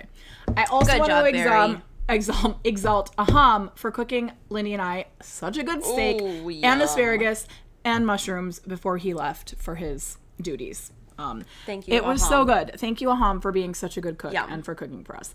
I also want to exalt my mom, who, again, has sent me home, even though we were unpacking the cabin. She made me beef stick. She made me curry. She made me chili. She made me ribs. And she packed it all up and put it in freezer bags. And they're in my freezer right now. And now Yum. I don't have to be cooking on my bad ankle. That is so nice. The last thing I need to exalt is the karaoke setup at Lindy's house that I don't think anybody knows about. Lindy's husband is a really talented musician and performer, and he has this beautiful studio in like a separate building from the house, and it's very easily convertible into like a karaoke The studio is beautiful. Like, you've been there. And they have a little galaxy light situation and a karaoke. You just karaoke from the phone. But me, Lindy, and Aham did karaoke for like 2 hours. Oh my God, what did I sing? I've never done karaoke before, and I am not a good singer. So what did I sing? My first song that I sang was Boot Scootin' Boogie by Brooks and Dunn. Yes. I think like my natural range, Boogie. a classic. My natural range is quite, I think, a little lower than like You do a most great share, women. though. It is Everybody- alleged that I do a great share. Chat, ask Jessie to do her share.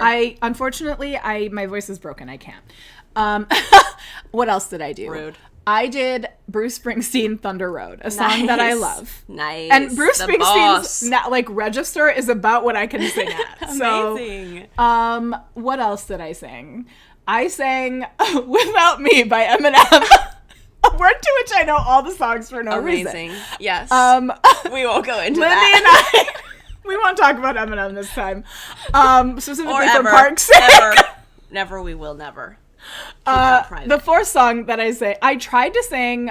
Oh, I sang Bob Dylan, Like a Rolling Stone. Nice. I sang. What else did I sing? Oh, Lindy and I did a duet. We did. Lindy and I both listened to Sublime a lot in high school, so we sang. I don't remember what we sang. Santeria, I think. Nice. We did a Sublime, and yeah, I like karaoke in the can't privacy wait for July. of only a few friends. Well, Aham's not going to be there, but I really need him to show Lindy how to do it. Yeah. Because he set everything up. Well, but no, we have to do it. We Jesse, have to James, do and I were karaoke. trying to, one day, we were feeling a spontaneous bug when we were down in Chinatown, and I was like, should we be doing karaoke? Because there was a karaoke bar, and you can, like, rent out the rooms. At least I think that's how that one was set up. It was, like, the room rental. But unfortunately, we were there too early, and we were, like, trying to get in, and the lady They're was like, like, we don't open "We for don't 2 open hours. Until 7. Sorry, And we're losers. We like, don't do karaoke at 5 "Oh, here. Sorry. We kind of thought it would be funny to do some karaoke at 5 p.m. But then I thought about how that would be really fun, and I was almost going to do it for my birthday, but then I didn't feel like doing anything. But I was like, we still got to go back to that karaoke Yeah, we do. bar. And we're going to have so fun when we do it this summer. And furthermore, speaking of exalting the Oakhead karaoke, let it be known that Lindy West has the voice of an angel. Yeah, you've said She it before. sang Joni Mitchell Cactus Tree, and it Wow. was so beautiful. That is so difficult to Lindy. sing. She has such clear tone. Save some talent for the rest Literally, of us. it's not fair. She also sang a really, really gross Tenacious D song and dedicated it to me. Classic. So, that was classic. But Lindy West, beautiful voice. And thank you for being such a good host, as always. I am exalting something that keeps coming up because I keep burping it, unfortunately, and I'm so sorry. I should be classier and more beautiful and No, more you elegant, shouldn't. but unfortunately, I also burp. You should only be And real. I love a little something I like to call Italian beef sandwiches. If I go 2 weeks without having an Italian beef, I'm in a bad mood. I'm sad and I'm constantly craving it. I recently had to write a review because now I will say I've tried many places. I've probably tried upwards of 6 different places to have an We Italian have a beef. beef expert here. A beef expert. The first place that I ever had an Italian beef was at Patio Beef in Edgewater. That was my first Italian beef, and let me tell you, it still, as Jesse and James say, reigns supreme. Okay? It is so good. So every time I go other places, I'm always comparing it back to Patio Beef, which I just said I need to write a Google review for them. You guys can all probably go see it. It's under Park W. I wasn't hiding my face or being anonymous at all. Now you've written a total of 2 Google reviews Yes. in your life. 2 beautiful ones. When specifically restaurants need, and small restaurants, when they need a good clap, I love to clap for them. And Patio Beef is one of them. Italian beef. How do you take your Italian beef? I take my Italian beef dipped and new thing for me, extra hot, because the hot was just not quite enough hot peppers for me. I was always stealing Caden's hot peppers. I wanted a few more. So now I say I would like it dipped and extra hot. And patio beefs, their jus, the sauce is so delicious and flavorful. The meat is also so flavorful. And something I didn't know that was so important, the proportion is correct. Because Caden and I went to this other place, Byron's Hot Dogs. Sorry, Byron's, your hamburgers are delish. Yeah, their hamburgers are good. And their fries are good, and their hot dogs are good. Their Italian beef was not it for me, and mainly because it was like a mountain of beef. I couldn't eat it. And it was also like just a little bit too much of beef taste. Yeah. In a little bit unpleasant way. Yeah. Whereas I love beef taste, but I do like the flavors of patio beef. The people are amazing, and you can go there and you can even see my very talented Caden McGreevy, soccer star artist's poster hanging on the wall.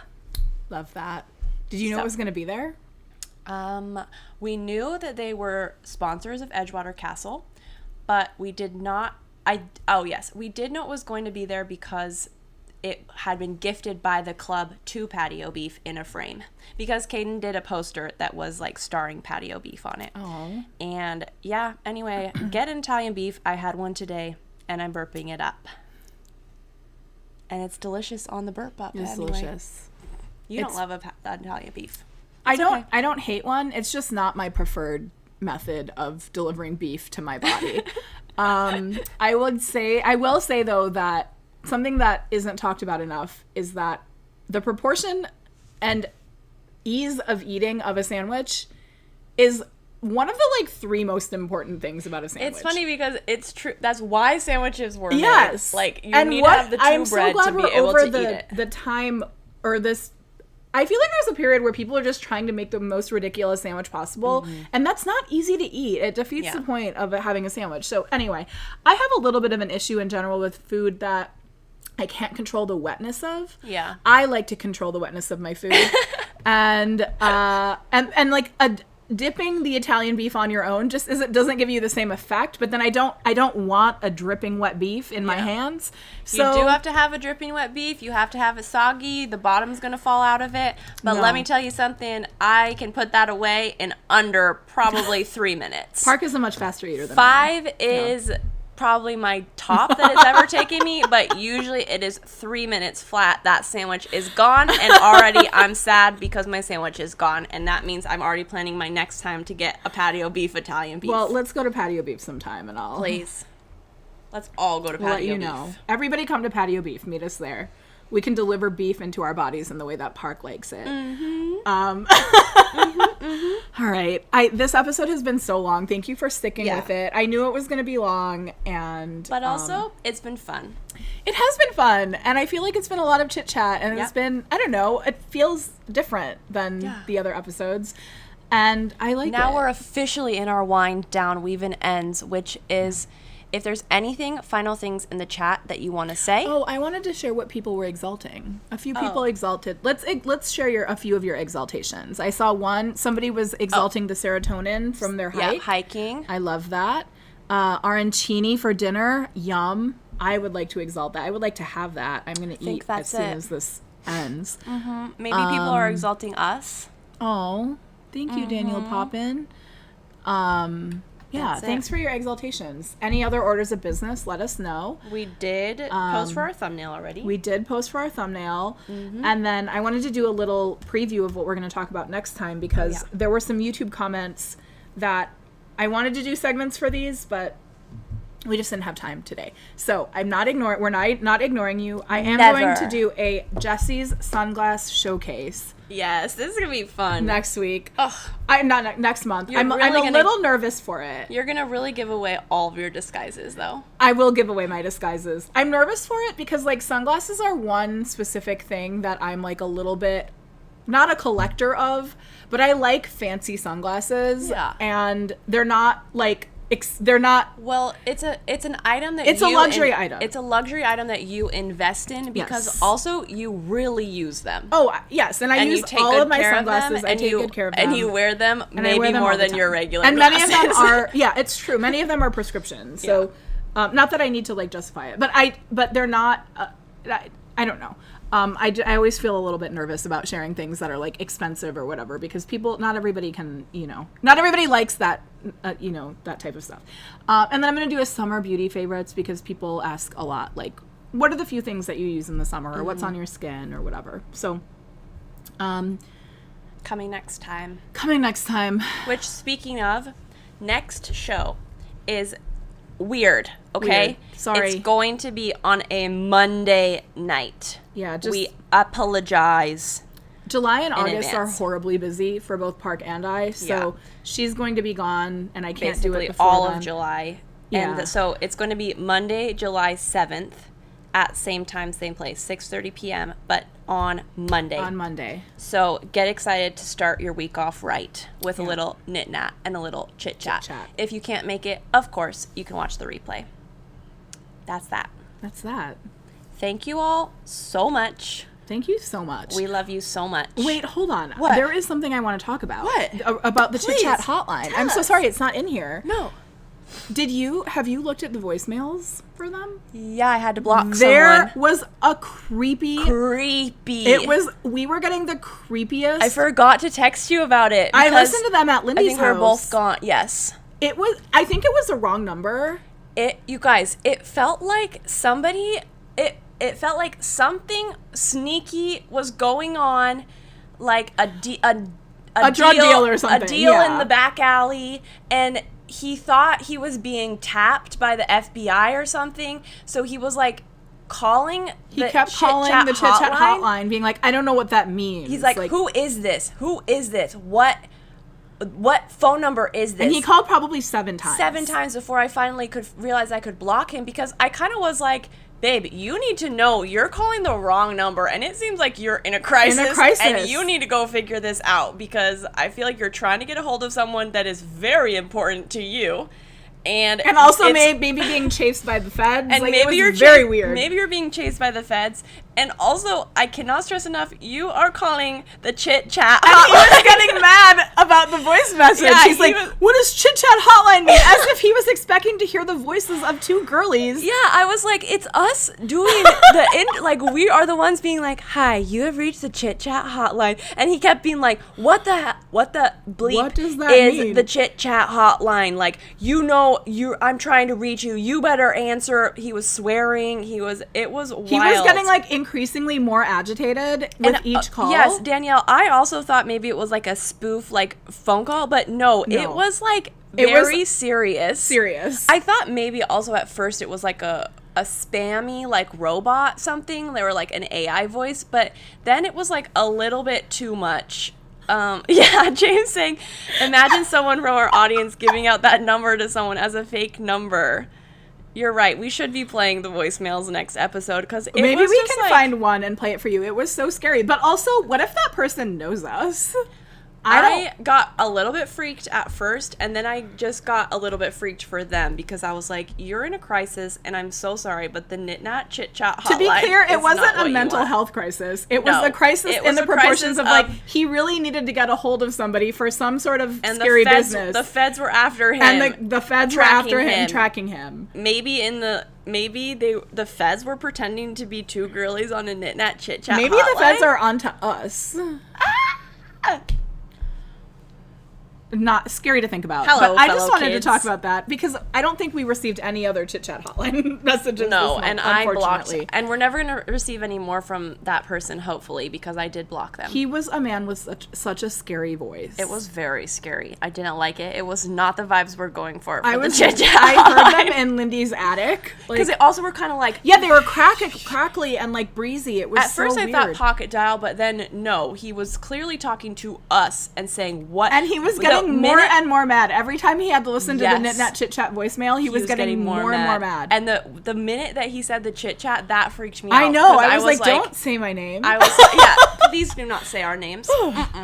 Anyway, we didn't like that. So friends only to the Chit Chat hotline. Friends only. And if you're in a crisis and you think the feds are coming after you, please do don't not call call. us. That is not the that is not the hotline that you want to call. Okay, that's all I gotta say.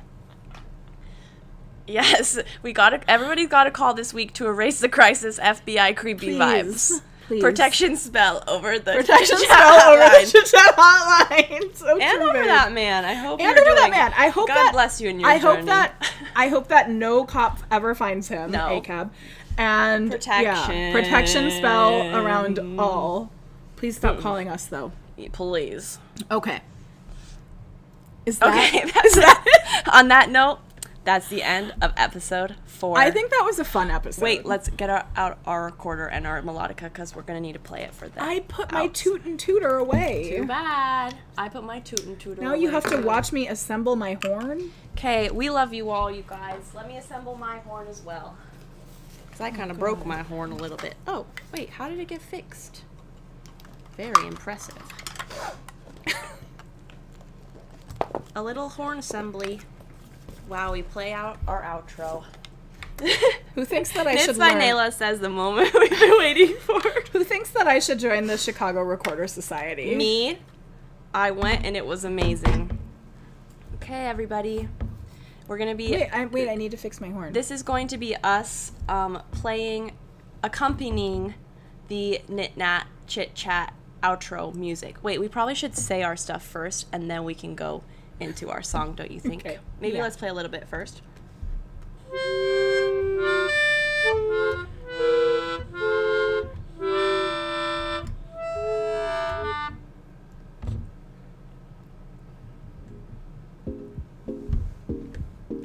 This episode was made possible by our sponsor, Coco Knits, thoughtfully designed knit patterns and craft tools so you can delight in the making, and the support of viewers like you. Artwork by Kaden McGreevy, music by Dan Poppin. Call us on the Chit Chat hotline at 872-204-6976. Again, that is 872-204-6976. This is Jessie May. This is Park. We knitted. We natted. We chitted. We chatted. And now we're going to toot and tot. See you Goodbye. next time.